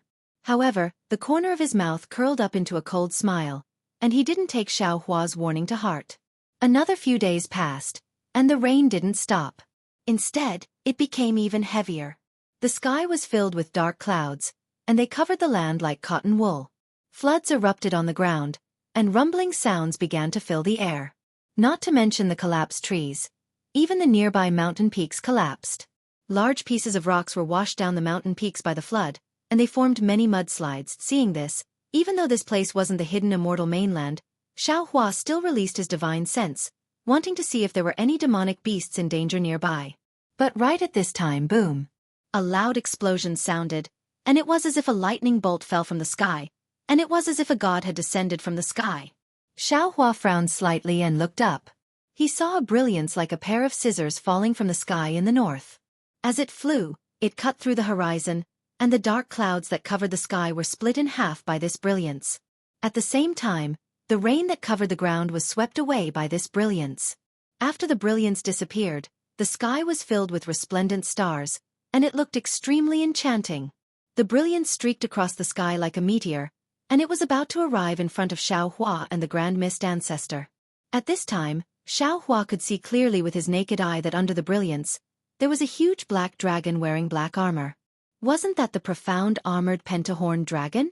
Behind the dragon, there was a cloud of ink like black chi, and the netherworld demonic dragon spider's body was hidden within it, and they couldn't see it clearly. Swoosh! The profound armored pentahorn dragon stopped in midair, and the sky was filled with the sound of wind whistling. Behind the profound armored pentahorn dragon, waves of starlight mixed with some black dragon chi swayed in the air like the surface of a fan, and rushed into the distance. Wherever the brilliance passed, the dark clouds and falling rain were swept away. The moment the profound armored pentahorn dragon appeared, the torrential rain that had wreaked havoc for many days came to a stop. Seeing the profound armored pentahorn dragon's magnificent appearance, the Grand Mist Ancestor's eyes narrowed slightly, and he stood up from the incomparably dry mountain peak. He flew high into the sky and laughed loudly. Haha, people often say that the Dragon Saint is the best at summoning clouds and summoning rain among the dragon race. Now it seems that the name is true. We have been drenched by the rain on this mountain peak for several days, and the moment the Dragon Saint arrives, the heavens and clouds immediately disperse. The profound armored pentahorn dragon's body coiled, and a layer of black halo emerged from its dragon scales. It was like black ink that seeped into the void nearby, and what was special was that within the dragon scales, there were faint dragon patterns formed by devil chi that floated on the profound armored pentahorn dragon's body. The profound armored pentahorn dragon looked coldly at the Grand Mist Ancestor, and asked in a thunderous voice, "Who did you hear that from?" The Grand Mist Ancestor's words were polite, and if it was a human, they would definitely be modest. This way, their relationship would be closer, and as a member of the dragon race, the profound armored pentahorn dragon might not be unaware of the human's etiquette, but it just so happened that it did not give the Grand Mist Ancestor any face, and its words immediately tore apart the Grand Mist Ancestor's hypocrisy. The Grand Mist Ancestor opened his mouth, wanting to say something, but the profound armored pentahorn dragon did not give him a chance. The profound armored pentahorn dragon's body flickered, and a human figure that was several times bigger than a hill appeared. The profound armored pentahorn dragon cupped its fists at Xiaohua and said, "Greetings, Dragon Master Xiao." The Grand Mist Ancestor's cheeks bulged, and it was obvious that he was gnashing his teeth in hatred. Xiaohua smiled faintly and returned the profound armored pentahorn dragon's greeting. "Greetings, Dragon Saint. I didn't expect to see the Dragon Saint again so soon after we parted at the Jade Lake." Fellow Taoists who like this book, please go to Qidian to subscribe, give a monthly vote, a recommendation vote, a collection, a tip, and thank all forms of support. You're tuning in to the Xueqi's Martial Arts Saga YouTube channel. Don't forget to subscribe and join us on this journey to catch the most captivating stories.